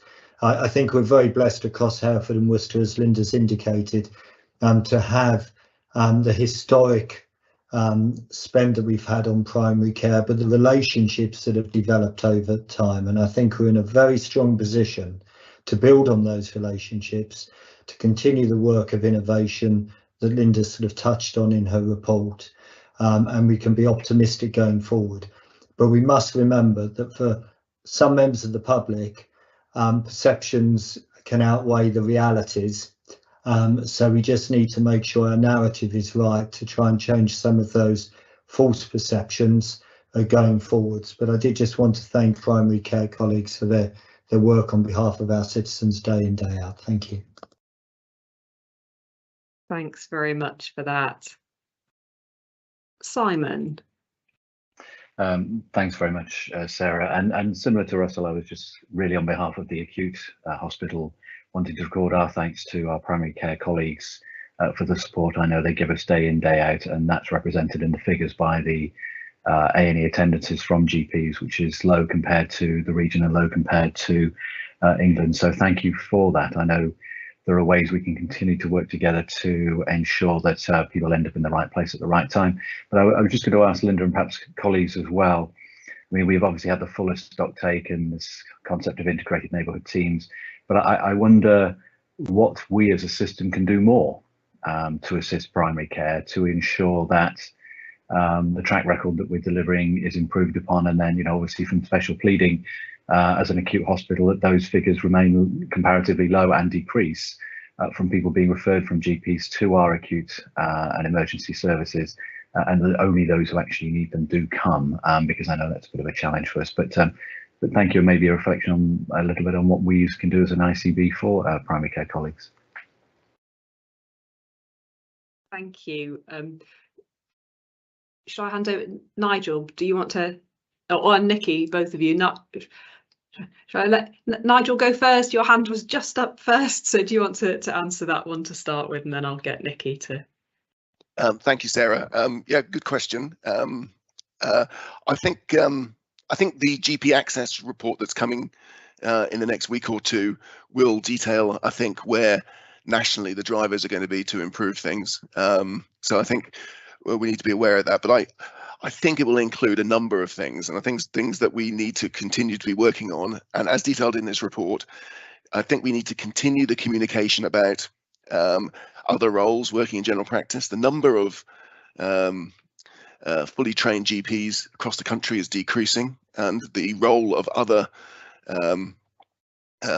roles, pharmacists, physios, etc., is becoming more key to the way we deliver. So, you know, continuing to have the education around actually you're not getting second best if you see a first contact physio practitioner rather than a GP. You're actually probably getting someone who's more specialist trained to look after your problem, and that's we have to continue that discussion and discuss that in teams, because actually you cannot have increasing demand and decreasing numbers and expect everybody to be assessed by a GP. So that's I guess one thing. We have to be using partner providers, optometry, pharmacy, for sort of lower complexity cases. We have to be able to, and we have to be able to continue to signpost people that may be the most appropriate service first. It's not everything to the GP surgery and out. It's actually, have I tried the pharmacy first? That kind of discussion needs to continue.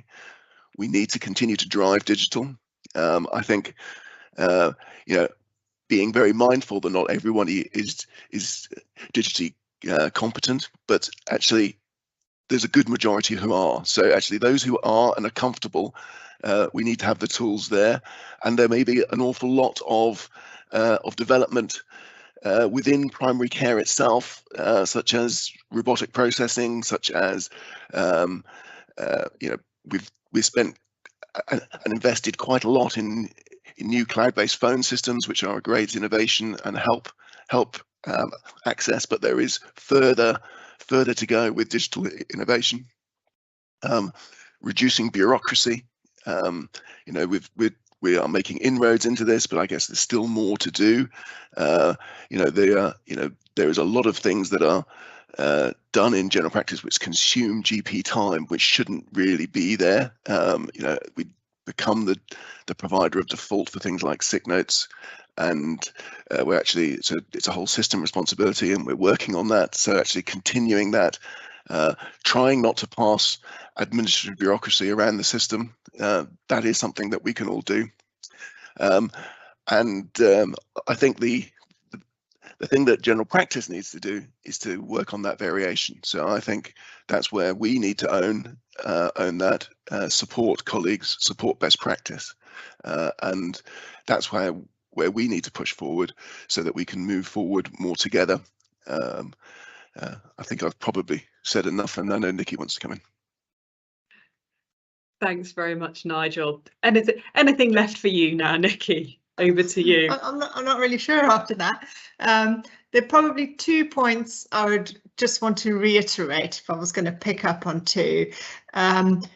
General practice knows how it can make itself more efficient. So when we come with the idea, help us run with it, because we know exactly what we need to do.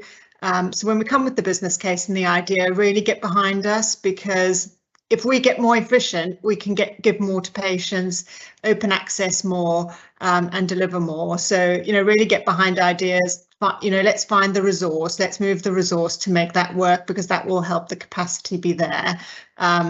So that's the first message. And the second message is really sort of getting into all the other partners, to all of the staff members in the other organisations, that unfortunately it is the default message everywhere else. If someone can't solve a problem there and then, oh, can you just go and see your GP about this? And from the acute point of view, because it is an acute person that asked the question, we do get this almost every Monday. A lot of what's ringing on the day is they've been into A&E, they've come out of the hospital or whatever, and what they've been told is, you need to ring your GP on Monday and they will sort this out for you. But unfortunately, you can't have 300 people ringing on Monday, because you just don't need it at that pace, and a lot of that stuff actually probably didn't need to come. So it's about the partners getting through all of the staff in their organisations, that's actually not the message anymore, because what we're dealing with isn't all of that stuff. It's the more complex stuff and the keeping people out. So how we can build those relationships, and I know it's going to take time, but it's a message that we used to give 20 years ago and it's outdated now. So how we can get that through, I think, would be really helpful. Thanks, that's really helpful point there. Jane. I'd put on similar sort of theme actually, Nikki. I mean, that I find that figure absolutely shocking, that we've got in December, we had 10,000 appointments for 10,000 per 10,000 patients. So on average, every man, woman and child in our population went to their GP that month. So that means everybody goes to their GP 12 times a year on average. And I don't know anybody who goes that amount of time. So I guess really we talk quite a lot, don't we, about people who access EDs and things and don't need to be there. And I wonder how much we ought to be talking about demand on GP practices from people who should be self-managing some of those things. So I just don't know. I guess I'm really interested in Nikki and Nigel on your insight on that, because I just find that so surprising that on average every person goes to the GP every month.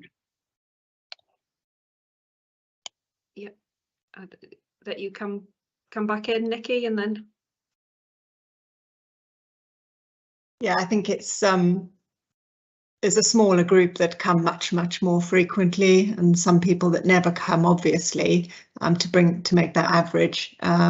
But we do have a substantial problem now, perhaps more so than we had 10 or 15 years ago, I would say, of a almost real lack of ability to self-manage. And I think the ease of access, if I can just pop a question through on the triage about my sniffle, my little rash and all of that I've had for even less than 24 hours.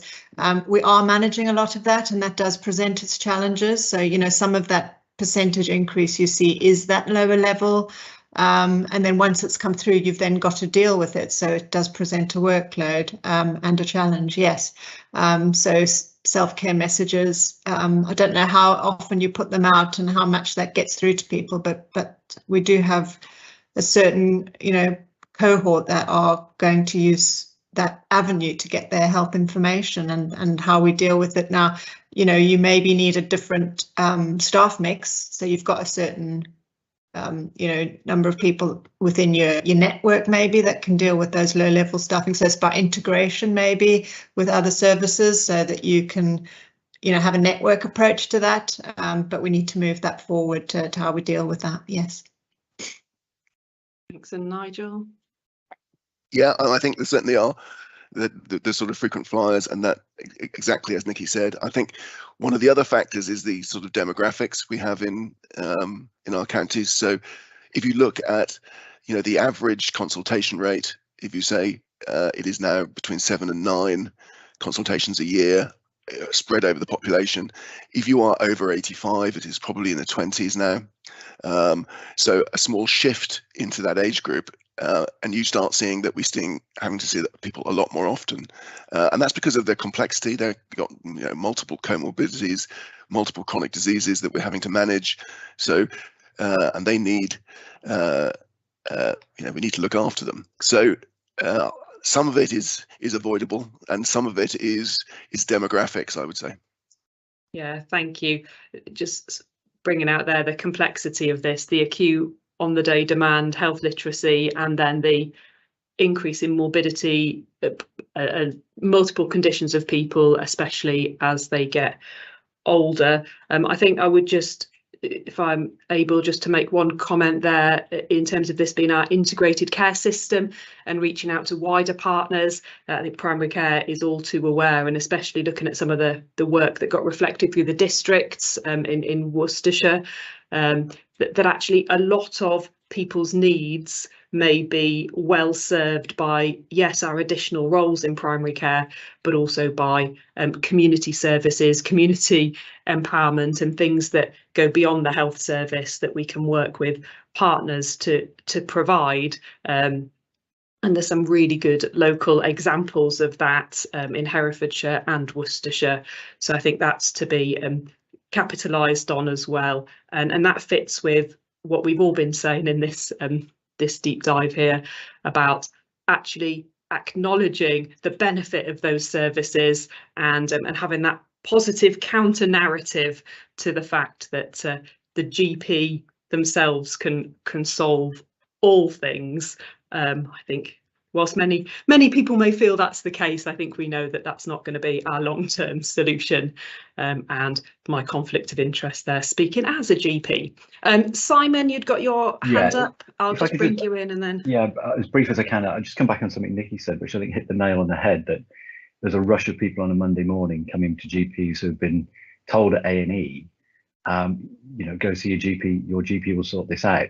We both share the pain where that's concerned, because those people clearly didn't need to come to A&E, and they probably didn't need to go to their GP either. We needed to find a way for them not to go through either of our services if we could, and that's where I think us as an ICB working together need to find solutions that would stop that rush for you on a Monday, and potentially stop some of those or all of those people coming through A&E in the first place, be they in Worcester or in Hereford. So it's an interesting observation, and one I think as a system that we need to look at, because that's what we're here for.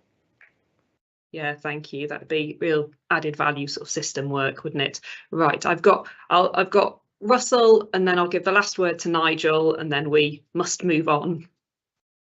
No, thank you. I think this has been a really important debate, and as a public meeting, I think the most alarming number is the one Joe and I've just sort of talked about earlier, about the frequency of visits, and whether it's education, finding different ways of communicating access into the system, or just general health education. That is the big national challenge outwith of our ICB. We're in a good place, but that's a big national challenge with an ageing demographic, and as a system, I'm confident we can be at the forefront of addressing some of that overusage and misusage of the limited resources we have. Thank you. Nigel?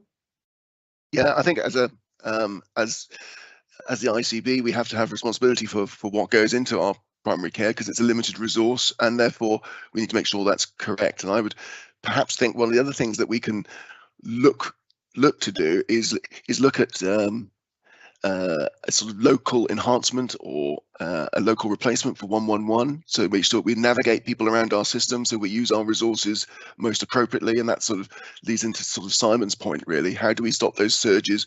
How do we get people to the right services? I think taking ownership of that. So I think that there is a place for local clinical assessment. Thank you. So thank you, Linda, for preparing that and bringing that to us.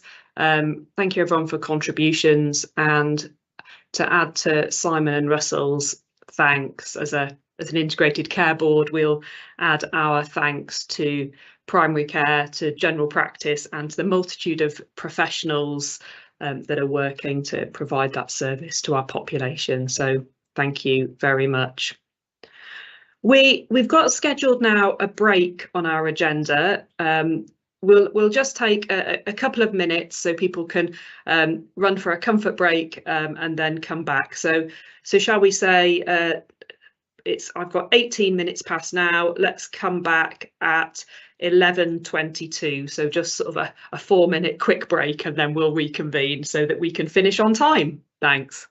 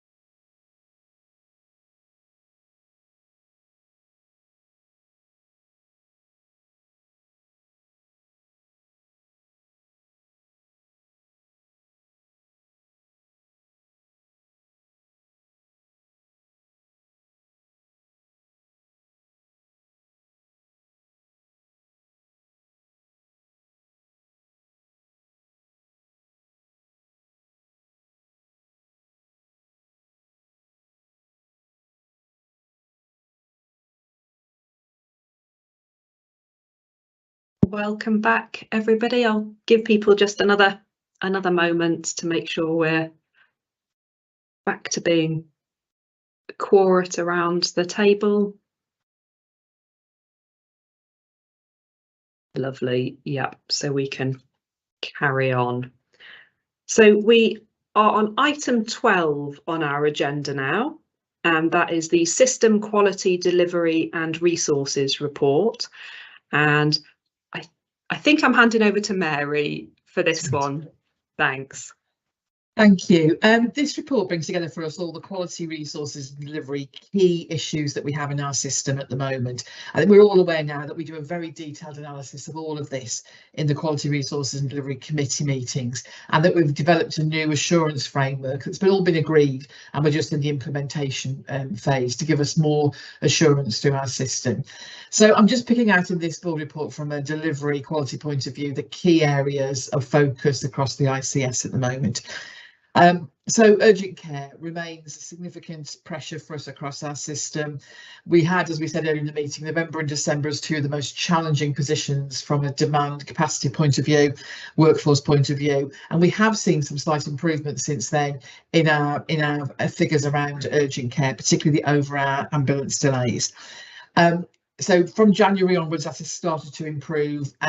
We have the odd difficult week, this week being one of them with the industrial action, but we are in a better position than we were, but still very much on the national and regional radar for our over-hour position, particularly in Worcestershire. Wanted to highlight to you that the challenge of this now new financial year, really. So there's a new national urgent care recovery plan launched in January. There was a big launch in London we went to, and it does align to the operational plan for this financial year as well. And for urgent care, it sets two main targets really. One is to achieve 76% in our 4-hour EAS, our emergency care standard in our EDs, by March next year. And the other is the category 2 ambulance response time, to have an average of 30 minutes across the whole year as well. Now, challenging for our system. So what I've laid out for you here is the current benchmarking and our current position in our ICS as to where we are, and to show that, you know, to get to where we need to be, we're probably talking about a 12 to 15% improvement in our EAS, our 4-hour standard performance consistently. We have seen improvement in our category 2 ambulance response time. It's maintaining that and getting to that average all of the time is going to be the challenge. So we went through in some detail at the board last month, in January, all the place-based initiatives that are going on that to help aim to deliver improvements in urgent care. And indeed, our ICS Urgent Care Board, which oversees a lot of the issues in urgent care, has done a real deep dive analysis of all the data to show, and the intelligence, where do we need to focus our efforts. Everything in our plan across the ICS is now what's reflected in the urgent care national plan. There's nothing really new that we're not actually either doing or trying to do, but there are a couple of the big areas where we're benchmarking negatively, which if we can improve, we may contribute to achieving those targets. One is our discharge profile during the day. We benchmark very low in discharge time of day, so we discharge later in the day than the majority of our peers across the region, and our weekend discharges as well are lower.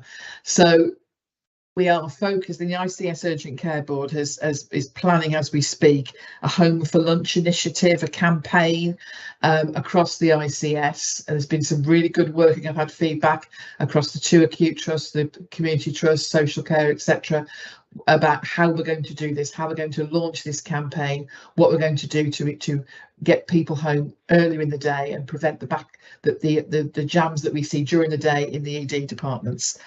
We're also going to support that with an e-learning package, a very strong e-learning package related to effective discharge and flow.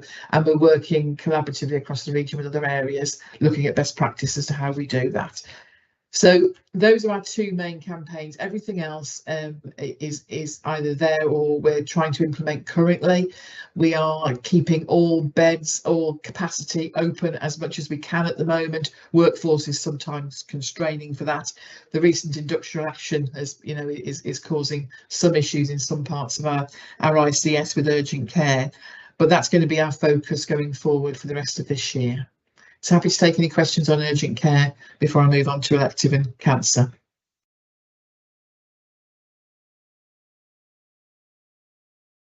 Just Vicky. Hi, thank you, Mary. It just really, is there a link between the time of discharge and the availability of pathway 2? Because that's been a previous problem. Is that an area in terms of resource to be able to have enough pathways for that discharge, or are those not correlating? No, if we're talking about Worcestershire, I'm sure Jane will want to come in on Herefordshire, but if we're talking about Worcestershire, we don't have an issue at all with that. That's not, you know, we have some of the lowest, I think Worcestershire has the lowest criteria to reside, which for those that don't know, that means patients in the acute trust that shouldn't be there because there's not an onward pathway for them. We have no issues with that at all. In fact, the golden discharge process that the Health and Care Trust and Social Care have put in is when it works, is really effective. Thank you, Mary. Okay. So Jane, did you want to cut you? No, that's great. Okay, over to you, Mary.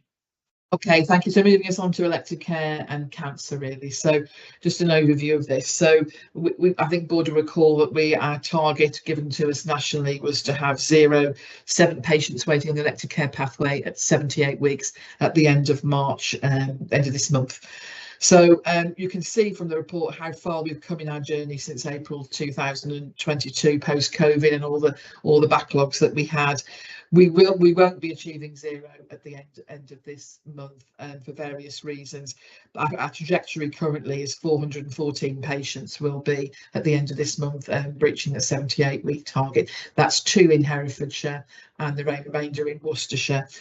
We are still having daily oversight using all available capacity, mutual aid, enhanced levels of independent sector to try and reduce this number forward further. So at the next board meeting, indeed at QRD, you'll have the final position as to where we finish. We are working with the region as a tier 1, particularly in Worcestershire.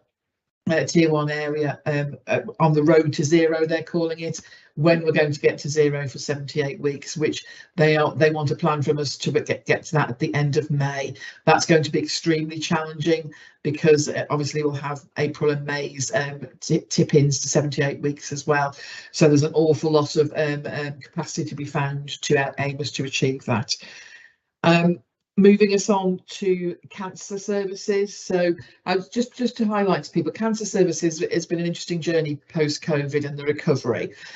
We have, we knew we were going to have a challenge with the 62-day target. That's patients referred, seen and treated within the 62 days. We recognised early on, because it wasn't just recovery, it was resetting our services, that in a lot of our cancer services we needed to do a full review of the cancer pathway to make sure it aligned to best practice and had the capacity in place to meet the demand. So again, Worcestershire focused particularly because it's a tier 1 for cancer as well as elective care. We've done a lot of work on the front end of the pathway. That's the immediate referral, the diagnostic and trying to reduce that number as much as possible. And pleased to say that is having a significant impact. In fact, only this morning I've seen the latest data on the 28-day faster diagnosis standard, which is the front end of the cancer pathway. And in January, we performed 2nd out of the 6 model hospital peers for the 28 faster diagnosis standards. That's a significant improvement as an ICS compared to where we were, say, 6 months ago. But our challenge then, because these patients are now being seen quicker at the front end of the pathway, we've got a larger number of patients at the 62-day wait. So that currently is a deteriorating position because we know we've now got to play almost catch up with all those patients. So again, we're increasing capacity, making sure those best practice cancer pathways are in place, and we have 1 or 2 specialties that we need mutual aid on. In fact, we're working with the rest of the country on urology, trying to get mutual aid for urology services for Worcestershire, and Herefordshire is also providing some support to Worcestershire on urology. So that is going to take a period of time to clear, but it's really pleasing to see the front end of the cancer pathway is improved. The most significant impact of all of this, though, achieving all these targets in this year, is the industrial action that has happened over the last 3 days. We don't know the outcomes on the elective in numbers, the end of the position, particularly the 78-week position at the end of this month. Anecdotally, it's not going to be as bad as we thought, but we will be able to provide the impact of that to the board and QRD at the next meetings. But that has had an impact on our ability to deliver the targets. Happy to take any questions.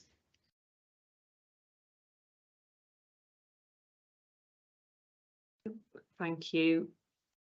People are happy with what's presented in the report. Thank you.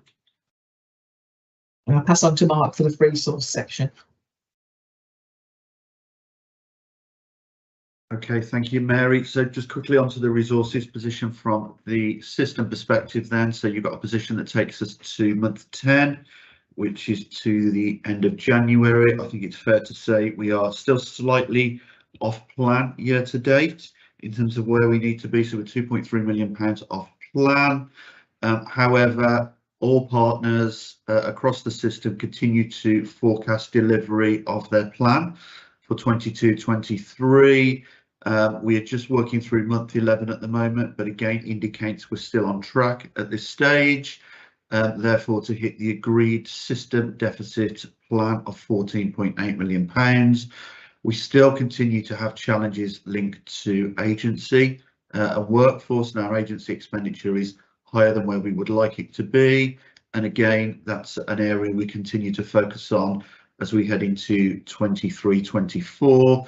And from an efficiency perspective, again we're behind where we need to be from an efficiency perspective, and a significant proportion of efficiency that's been delivered, particularly within our acute trusts, is from a non-recurrent perspective. So again, that gives us challenges as we move into 23-24.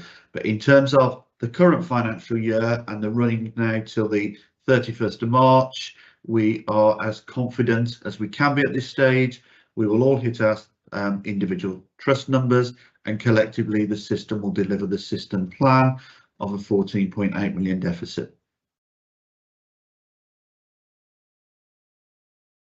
Thank you. Anything for Mark on that? I know we've got Mark again in a little more detail next on financial plans, but Jane. Now I could have said it in one of the other next 2 reports that are coming as well, but the pointers around continuing healthcare and obviously the overspend on that, which is significant. And there's been sort of discussions, but there's nothing in the forward plan about a joint commissioning approach with the local authorities between the NHS and local authorities for commissioning of CHC alongside what the local authorities do. So is that going to be part of our plan next year? Short answer is yes. We have talked to both local authorities about looking particularly at the market management and the joint framework side, so that we're consistent around inflationary uplifts, etc. So those discussions are happening in the background. But not a sense of a single team that's commissioning on behalf of the whole ICS? It's our aspiration to work towards that, but we're not there yet. So the first part is we're looking at the market management side, and then we'll look potentially as to the opportunities to integrate that further and have that integrated health, social care side around packages that are needed. Thank you. Paul. Thank you, Sarah. Thank you, Mark. I'm sure you've covered this before, and my apologies if I'm asking kind of the dumb question, but in the executive summary, I just need to understand what we mean by a planned surplus of 6.6 million with an overall delivery of a 14.8 million pound deficit. Yeah, absolutely, that's fine. So we've got 4 individual pieces, individual organisations that have their own financial plan. So the ICB will have a plan, Worcestershire Acute Hospitals will have a plan, same with Herefordshire and Worcestershire Health and Care and Wye Valley NHS Trust. So each of the individual plans we put together then to come up with the system plan. So in the context of your question, the 6.6 million is the ICB contribution. in terms of the surplus, and when you add those together where each of the providers are at, the collective position is a system deficit plan of 14.8 million. So it's just one component part of a system plan. Okay, thank you. Thank you. So thank you for that report, which we note. We'll just bring attention to what Mary said at the beginning of the report, that many of these issues are discussed both at provider quality boards and then at a variety of system quality forums, and then through to QRD, our committee, where we seek deeper assurance on many of these issues. So a lot of questions have gone in before things do reach the board. So we do note what's been presented to us today. Thank you. We then move on to the governance section of our agenda, and handing over to Mark, I'll hand over to you to take both your papers in order. So thank you. Okay, thank you, Chair. So I'll just start with a quick update then in relation to the ICB position for 22-23. So again, we're up to month 10 in our position. The ICB part of the plan was for the £6.6 million surplus. So from a plan year to date perspective, we should be at 5.5 million.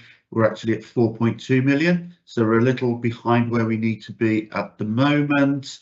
And that's after we've made the adjustment for things like the additional roles, responsibilities, funding, those allocations that come through towards the end of the year. We are still forecasting delivery of the £6.6 million surplus and are very confident based on the month 11 numbers and the work that we're continuing to do in March that we will be able to deliver that £6.6 million surplus on the ICB side. There are some pressures. We've talked continually before about continuing healthcare and the pressures we've seen there. And I'll pick up those in a minute in relation to, I still think there's some risk in that area as we go forward. But some of the other pressures we are starting to see now is particularly around prescribing. Prescribing costs particularly, we see a delay as to when those costs come through. So we've had November through and we've just seen December numbers again significantly higher than the run rates we've had in previous years. Whether that's a contribution to the as a result of the challenges we've seen around the winter pressures, more people attending GP surgeries, but that cost has gone up. Again, other system partners across other ICBs are seeing the same challenges, so it's not unique to Herefordshire and Worcestershire. Other than that, all other spend areas seem to be in line with where we've been forecasting. The run rates are pretty consistent. All the mitigations we've looked at are working and delivering. And from an ICB perspective for 22-23, very confident we'll hit our surplus position, which is part of the overall plan. And therefore, I'll stop at that point on the ICB side, and I'm happy to take any questions before I move into the future plan for 23-24. Nigel. Hi, Mark. I appreciate it, maybe asking the wrong person. Do we have any detail on what is driving the prescribing figures? What particular cost items are pushing it up? Because clearly a lot of the acute stuff is reasonably cheap if you look at antibiotics and things. So we obviously saw a surge of that, but it would be quite useful to know what's driving that to see if we can try and reverse it, I guess. Absolutely, really good question, Nigel, and something we've looked at specifically in terms of the price side and the volume side, so we can get behind both of those. I think it's fair to say we have seen general price increases, probably higher than inflationary funding that we've received. So it goes back to the point Simon made earlier about some of those challenges we're seeing. We are seeing it in prescribing, and there's been a general volume increase. We'd expect at this time of year, and particularly with some of the other pressures and challenges that are going on, but we can get you that list specifically, Nigel, to share across primary care so that hopefully we can start to see a reverse in some of that trend.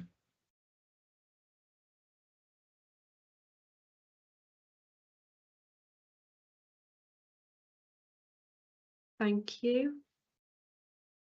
Okay, can move on to item 14 then, I think, Mark.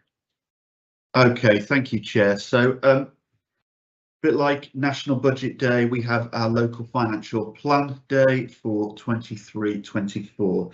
It is worth saying this is at the moment only the financial plan for the ICB part of the portfolio. It's at a point in time, and we are continuing to work with system partners on their individual trust plans, and then a collective understanding of where that leaves the system overall as a financial plan, given all the planning requirements, the operational challenges we need to meet into next year. So the plan that you have here today from an ICB perspective is a point in time. It is probably likely to continue to change and evolve as we work with system partners and further guidance on certain areas gets released.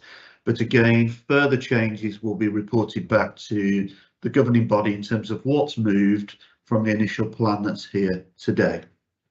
So from a 23-24 perspective, then we've had 3 allocations. So we get an allocation that sits under the programme pot, a delegated co-commissioning for primary care, and the running costs allocation for the ICB. And they're all shown on pages 2 and 3 of the report. And the allocation detail is shown in Appendix 1 of the report today. So as a total, we have an allocation for 23-24 of £1.53 billion. Within those allocations, then there's a number of changes that have been made. So they've used effectively 22-23 recurrent allocations as the starting point, and then they've made a series of adjustments which we've listed in the report.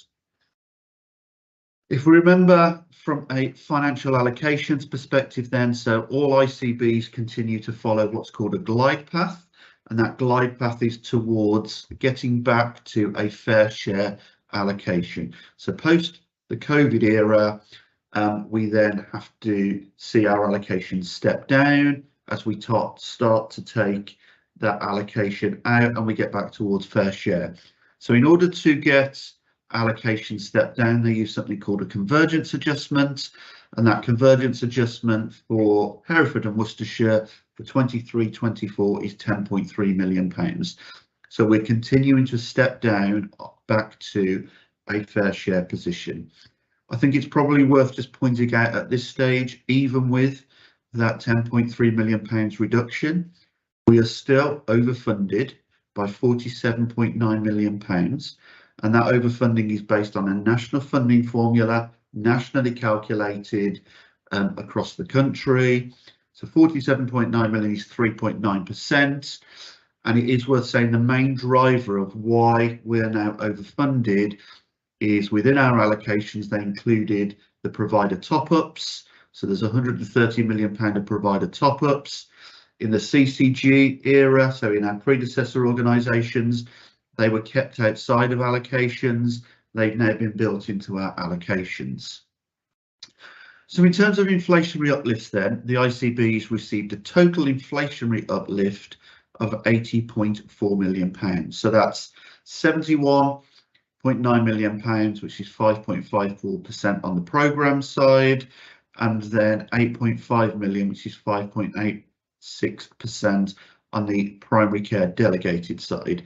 The running costs has had no uplift, and as we know, linked to the Agenda for Change contracts and whatever the pay award settlement is for 23-24, effectively that's a deflation because there's no more money, but the commitment against that will be higher.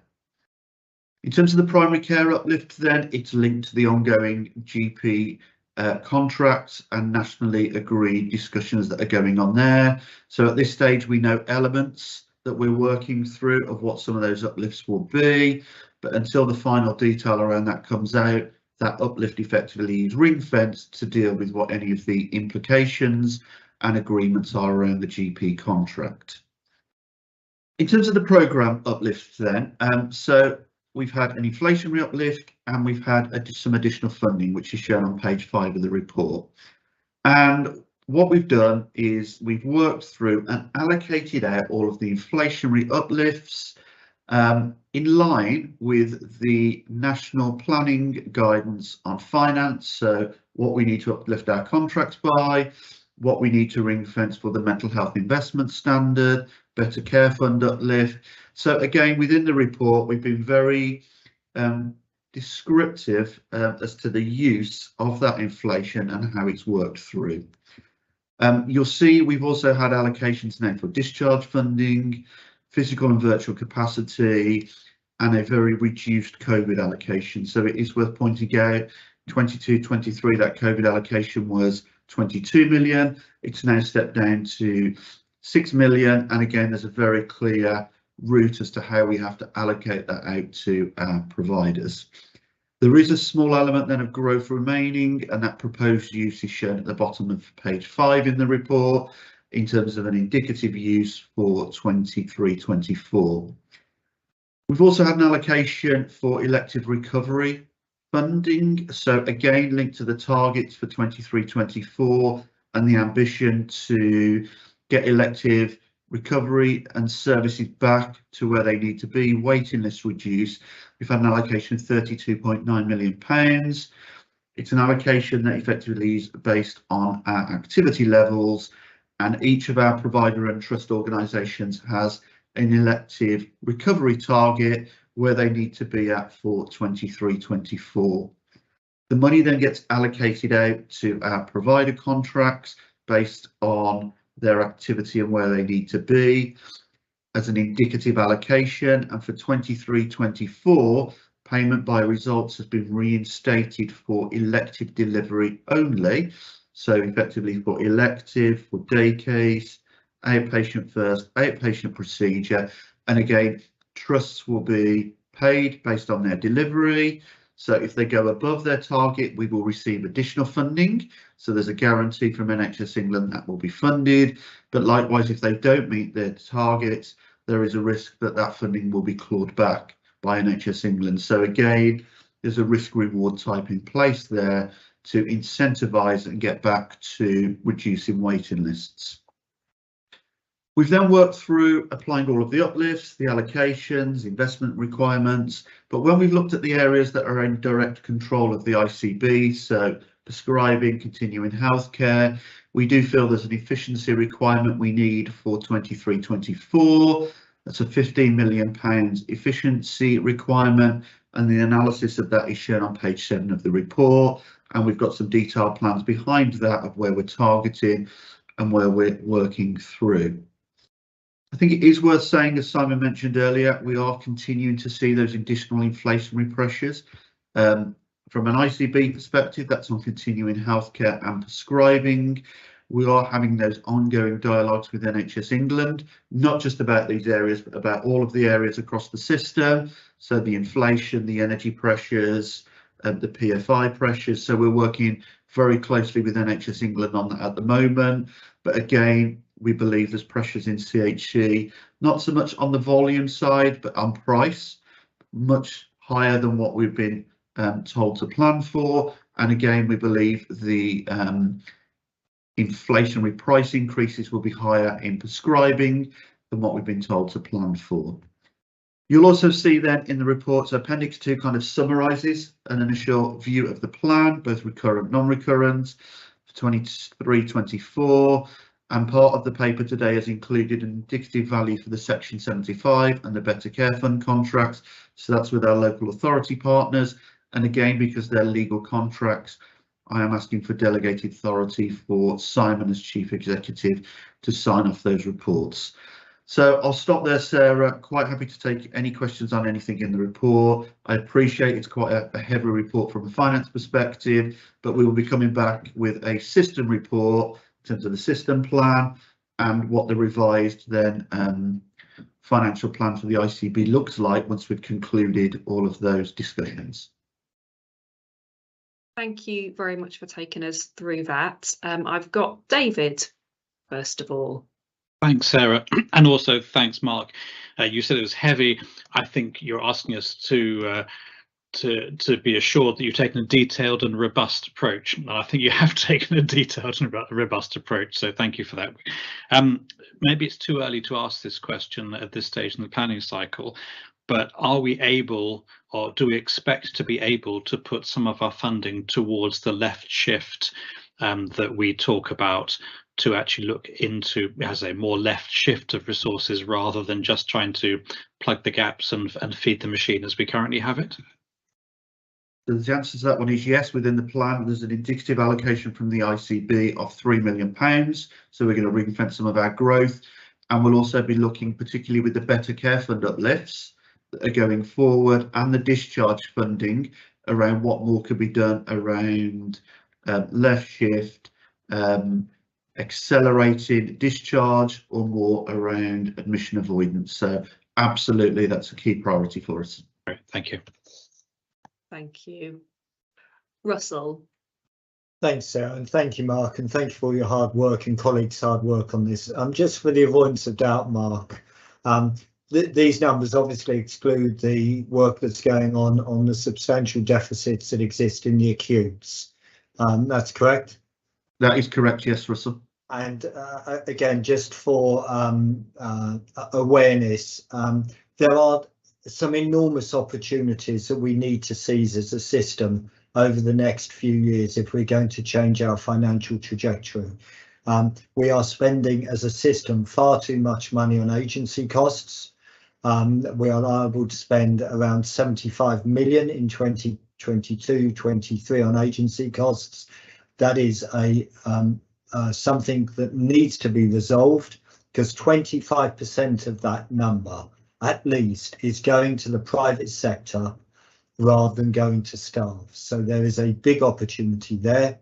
We also still have opportunities on driving productivity within the acutes, learning from the GIRFT work and best practice, and repatriating work. And the third is the one you've just mentioned there, David, which is shifting into lower cost healthcare settings through left shift. And some of the work that David Mahaffrey's been doing indicates the opportunity there. So whilst Mark is producing a set of numbers in the old plans from almost a CCG perspective, when you add in the acutes, we're going to be looking at a very significant negative number, and we need to ensure collectively that we're focusing on those three big areas of opportunity to change our financial trajectory. Thank you. Thank you. Nigel. Just a point of clarity for me, because this is not an area of my expertise. Why are the Section 75 payments between Herefordshire and Worcestershire not proportional? It's based on history, for want of a better phrase, as to what services have been jointly pooled in the previous legacy CCGs. We are looking at what further opportunities are there around pooling, joint commissioning, working together. So it's not for any other reason other than the history as to what's been previously agreed to be pooled, commissioned jointly, and again, more work is ongoing at the moment around how we go further and align more.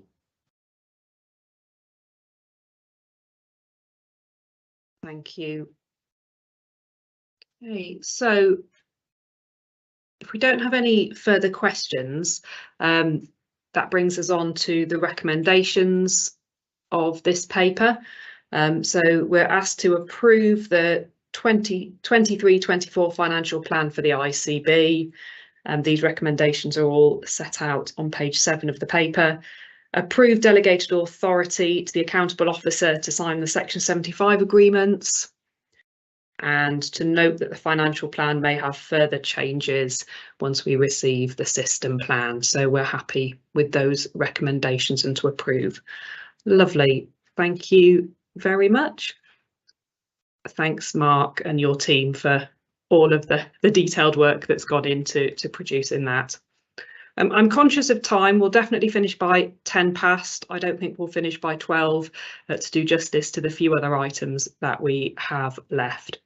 So we move to item 15, which is changes to the ICB scheme of reservation and delegation. And that is over to Hannah. Thank you, Sarah. So just really briefly, this is kind of the end tail sort of internal governance housekeeping part of what we had discussed at the meeting today in terms of mental health delegation and also pod services. So obviously, as you will know, every board will have scheme of reservation and delegation. These need to be kept up to date. We agreed as originally on the 1st of July at our inaugural meeting, and ordinarily we would review these annually, but obviously given these changes, we needed to bring that review forward. So the paper really just details, and it is detailed. I do apologise for that, but I think it did need to be accurate. So it details all the changes and additions we are making to our scheme of reservation and delegation, and they are brought to you today for approval. Thank you. We're happy to approve the changes as set out in the paper. Yeah, lovely. Thank you. Then we come on to the ICB committee chairs reports. I will take those as read, and many of the things that were discussed, as you can see in the reports and in the minutes that are attached, we have brought through this meeting today. I'll just hand over for any questions, or if any of the chairs of those respective committees feel that there's anything else in addition they would like to say. No? Okay, thank you very much. And then that brings us to item 17, the ICB Board Assurance Framework Report. And there is an item there for endorsing the risk appetite statements. So back to Hannah for that. Thank you. Thank you. So the Board Assurance Framework, as you know, provides the up-to-date position with respect to the ICG strategic priorities and risks, as well as overview of the escalated corporate risks that the ICB holds. So the key changes since the last report are highlighted on page 3 of the report, and I'm not going to go through those in any great detail. I also wanted to add, as a way of assurance, that risk reports are being presented to all committees all the way throughout the ICB and system governance. So again, just like some of the other issues we talked about, these risks get talked about in depth elsewhere. QRD, our Quality Resource and Delivery Committee in particular, is risk-based, so the agenda is very much dictated by our key risks, and those again are debated in quite some detail. So finally, over the last 6 months, through various conversations and board development sessions, risk appetite of the ICB has been agreed, and this is now included on page 4 of the report. So following the board's approval today, work will start on reviewing the board assurance framework and the risk register in view of these strategic statements to ensure that our risk tolerance and appetite are fully aligned with those. So yes, as Sarah said, I'm asking you to endorse those risk appetite statements formally today, and I'm happy to take any questions. Thank you, Sarah. Questions there? No, we're happy to endorse that. Thank you very much.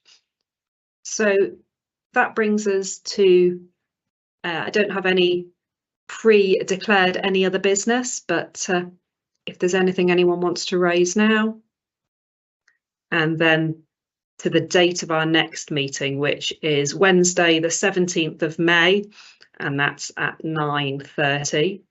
So to conclude our meeting, we've made approval and we have made endorsement of several important items today. I think of note, as well as those significant items of governance and business, we've also made reference to the fact that our staff resilience and well-being is very important. We've noted our elective recovery position and our full understanding of that, and we've actions relating to primary care, such as bringing the fuller report back for a greater review over time. So thank you everybody for your contribution and for attendance of this meeting, which we will now close, and we will meet again on the 17th of May. Thank you. Thank you. Thank you, everyone. Thanks. Well done, Sarah. Well done, Sarah. Thank you. Bye.